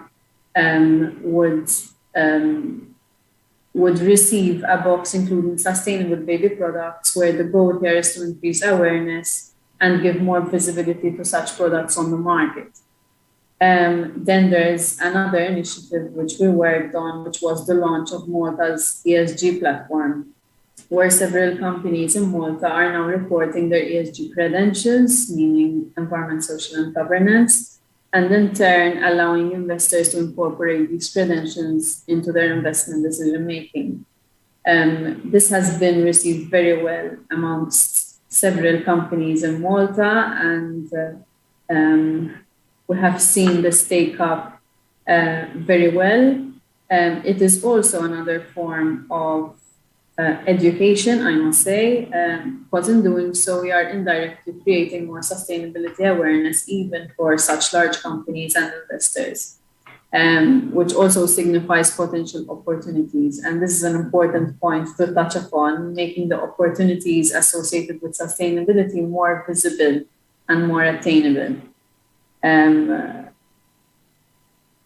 I also want to mention as well that Malta will be launching its Sustainable Development Strategy for 2050 this year. While being aligned with the SDGs, the strategy is being designed to steer sustainability in 3 directions, to enhance economic growth, to safeguard the environment, and also towards more social cohesion and well-being. So this is where, even through education, this strategy will be focused on. And this was done also with the help of OECD, because I heard someone also mention OECD earlier during this session. There are also a lot of important factors when it comes to the energy sector in Malta, and the Green Deal, which I wanted to mention very briefly. As briefly as possible, please. We have another 10 minutes for 3 speakers. Thank you. Yes, of course. Basically, there are a lot of plans when it comes to the energy sector, and we are very much inclined to decarbonize Malta by 2050. Of course, even through European Commission commitments as well. So yes, we are all potential ways how we can truly achieve our targets and in this regard and ensure a green transition in the coming years. Thank you. Thank you, Christy. Thank you very much. Very informative. It's important that all the states, EU member states, are on board and are adopting innovative pathways for accelerating the transition. I would like now to ask Markus Müller, Managing Director, Global Head of Chief Investment Office of Deutsche Bank, to give us the perspective of financial institutions on this transition and on financing this transition. Markus, please try to conclude in 3 minutes. Yeah, I do my very best. Thank you very much, Phoebe. And although I'm ordinary economist, I try to be really precise and short. So congratulations to the launch of the second annual report. It's really a great pleasure being here, and I've enjoyed looking at it. So really in a nutshell, how we and I think about this topic. So first of all, financial markets and the various institutions can be really an agent of positive change in this transformation. Although also the other stakeholders do have to play a role, but the financial market can be the conduit between the various parts of this transformation. This to be said at the very, very beginning. Secondly, I think we need then in this transformation to really conduct the so-called transition dialogue. We have to show the individual participants what it means to make the transformation or even not to do the transformation. So we have the various risks. So we worked with as Deutsche Bank with Cambridge University together to identify those risks in the handbook for nature-related financial risk, which is very important. We have physical risk, transformation risk, reputational risk, as well as liability risk. Those risks need to be factored in the discussion, but also the sustainability angle, so the outlook. But how can we do this if there is an asymmetric information profile of information around these topics? So we need environmental literacy. What does it mean? Reading, writing, and thinking, it is literacy, but this enables and is a prerequisite for understanding or expressing ideas, which are then needed for such a transformation and for developing new ideas. It is not enough just to talk about climate, because we also need nature in general to combat these challenges we have in front of us. Just via technology, it won't work. We need nature and nature-based solution for doing so. Therefore, I highly welcome also the idea of these SDG accounting. But on the other side, we also think about the system of environmental economic accounting in general, how we bring this together and reduce this plethora of various things. And then at the end, we need to define impact. What does impact mean? If we can't show the impact, we will have the risk that we leave a big part of society behind us. Don't forget, we've touched on this topic already. Majority of the world still can't afford this transformation. We need to make sure that society is supporting this and participates positively in this transformation. And for this to conclude, what I think we really need to put a focus on is also the SDG 14, something where we have heavily subscribed to the oceans, because we should not repeat the mistakes of the past with this last frontier market. We need the health of the oceans to be really successful in this transformation. And lastly, let me wrap up with one sentence. if you do not understand the value of nature, we won't value it. If we won't value it, we will run into a mispricing of it, and we will not understand the difference between stock, flow, and value, which is very important for the transformation of our economic model into an ecological, economic, and societal model, which really is a need rather sooner than later. Thank you, Marcos. So you would be thrilled that we have in this report then an approach, a complete approach for valuing ecosystem services, nature, and following the leadership of Partha Dasgupta in Cambridge, my ex-supervisor, 25 years ago, I must say. Shouldn't say that. Thank you so much, Marcos. And now I would like to proceed with Masapa Thioi, Project Executive of United Nations Global Innovation Hub at the UN Climate Change. We met at some climate talks, and I was impressed by the way he could communicate to technology, business people, the pathways towards sustainability, the pathways that UN is endorsing. Masapa, the floor is yours.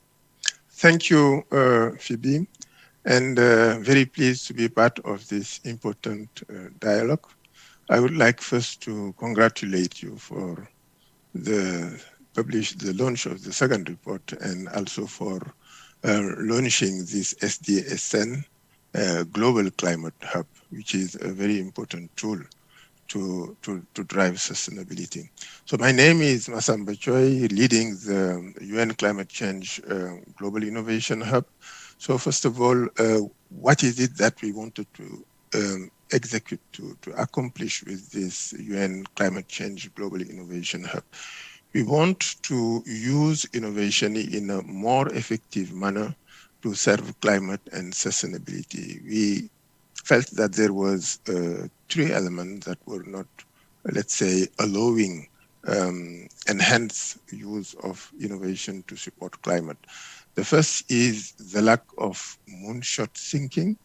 Most of the time when we are setting a target and objective commitment related to climate and sustainability, these objective and commitment are based on what is perceived as possible, not on what is needed. And because they are based on what is perceived as possible, we do not have space for innovation. And then the development of innovative solution, as well as ambitious target and objective, are stuck in a vicious circle within which each of these two is at the same time cause and consequence of the other one. So to get out of this vicious circle and be into a virtuous circle, we need to introduce moonshot thinking based on needs. The second thing is the fact that when we are trying to use innovation to support both climate and sustainability, our focus is at the sector level. And we are trying to keep the same economical structure, the same processes, the same product, and try to figure out how we can, for example, when it comes to climate, reduce their carbon footprint. This is important, but this is far from being enough, because this will lead only to incremental change. The transformative change that are required to achieve both the SDGs and the climate goal require to do much more. It requires to expand the space for innovation by going back to the core human need. The product and services are satisfying, and ask ourselves, how do we leverage innovation to develop new value chain that will allow to satisfy the core human need while providing flourishing life for 10 billion people by 2050, while enhancing biodiversity, while facilitating regeneration in general, and more specifically, regeneration of land. So it means that innovation for climate will be mainstream within innovation for sustainability. And finally, when we want to address this big challenge of sustainability of climate, we need to be mindful that technology alone will not suffice. And I think somebody said before, we need to have integrated approach where innovative technology are combined with innovative policy instrument, innovative financial instrument, innovative business model, innovative way of partnering, and also social innovation. This is the combination of all these different things into cluster that will allow us to respond effectively to the big challenge of climate and sustainability. I will stop there. Back to you. Thank you so much, Masaba. Indeed, we need integrated approaches and pathways for the technological and social innovations, the financial innovations, the policy innovations that will drive the way towards sustainability. And we need the optimal mixture of both. Let me now proceed with Olan Schwartz, founder and CEO of the United Nations Global Sustainability Index Institute. Olan, the Global Sustainability Index Institute has been the first fund based on the SDG commitment of stock-listed companies. 5 years later, what is your experience? Well, thank you, Phoebe, for having me. And it feels a little bit like the SDGs. You know, my time is over before I really got started. But let's make sure this will not happen. And everything what I can't say now, I will give in depth when we meet in Athens in 2 months.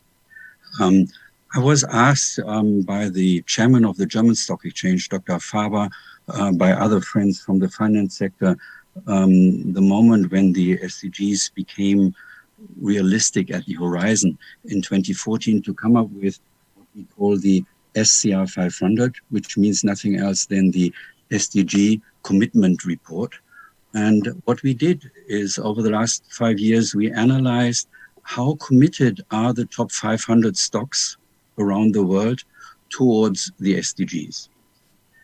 And to everybody's surprise, already in year one, in 2017, in New York, when we presented the first year's results, it became obvious that the blue chips, the large corporations stock listed, that they have understood that the SDGs are their compass or can become their compass. Already 70% of these 500 were explaining how they spent their money last year and what they plan to do in future along one or more of the SDGs. We gave these data to our friend, the previous president of NASDAQ, and a colleague who used to manage the UN Pension Fund. And guess what? 5 years later, the fund has a cumulative return of 67%, which means nothing else than outperforming the MSCI World and other comparable offerings.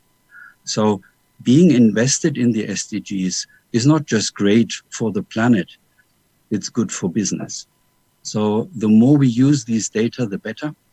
And if I'm allowed to say something towards the friends, especially in Brussels, it's always amazing to hear these huge amounts which are raised for this fund and that fund. I'm less impressed when I ask a few years later, and how much of that money actually left the door and is used. And if we can make things a little less complicated, how to apply for these funds, and on the other hand, help the small companies and the medium-sized companies learning how to report along the lines of the SDGs, I think we will manage to reach the SDGs by 2030, because the money is there. We simply don't know how to apply and get hold of it. Indeed. And during your climate conference in Ankara a few weeks ago, you made a call for the Olympic Games for climate. SDSN is supporting that. Can you, in half a minute, explain how one can join? Oh, very simple. Just think back of the last COP and the COP before and the COP before. How sexy is it to watch politicians trying to find a solution on all these challenges around climate? I know it's complicated, but why not inviting Real Madrid? Why not inviting schools, universities for something which is fascinating? So we will start at pre-COP in Kinshasa to nominate and award the best achievers on planting trees, on zero emission buses, on waste to energy, you name it. And let's have every day of COP an award ceremony where we give applause to all these companies, to all these NGOs, to all these kids to do fascinating things. We can do this. And guess what? When I get asked, is this available? Screen sharing is started. Maybe you can still see this. This is 4 weeks before the wall came down, 30 years ago in Leipzig. When my father told me I should stop talking about the wall which is dividing East and West, he said, Roland, you need to take goals which you can achieve. And to think about this wall is unrealistic. Pick another goal. I didn't want. I was focused on let's get the people in East and West together. 30 years ago, the wall came down. Now with the SDG implementation, it's only about the walls we have in our heads. And we can't get them down. I don't believe that. We can manage and come to Athens and you can see how we will do it. Thank you. Thank you, Roland. Let's get the goals in our heads down so that we can implement the SDGs. I want to thank you all. I want to thank especially the Regional Growth Conference for organizing this virtual event. They've been very effective, efficient, and patient with me. I'm not the easiest person on earth. And I would like to close by just communicating the Alliance of Excellence for Research and Innovation on I4IA that I direct, which, as I said before, is a mixture of research and innovation institutions, innovation accelerators, and global networks that all work on sustainability transition. 200 people, 500 millions of funding, trying to do as much as we can in order to reach the goals on time. Thank you all for being here and for sharing your valuable thoughts. Thank you. Bye-bye.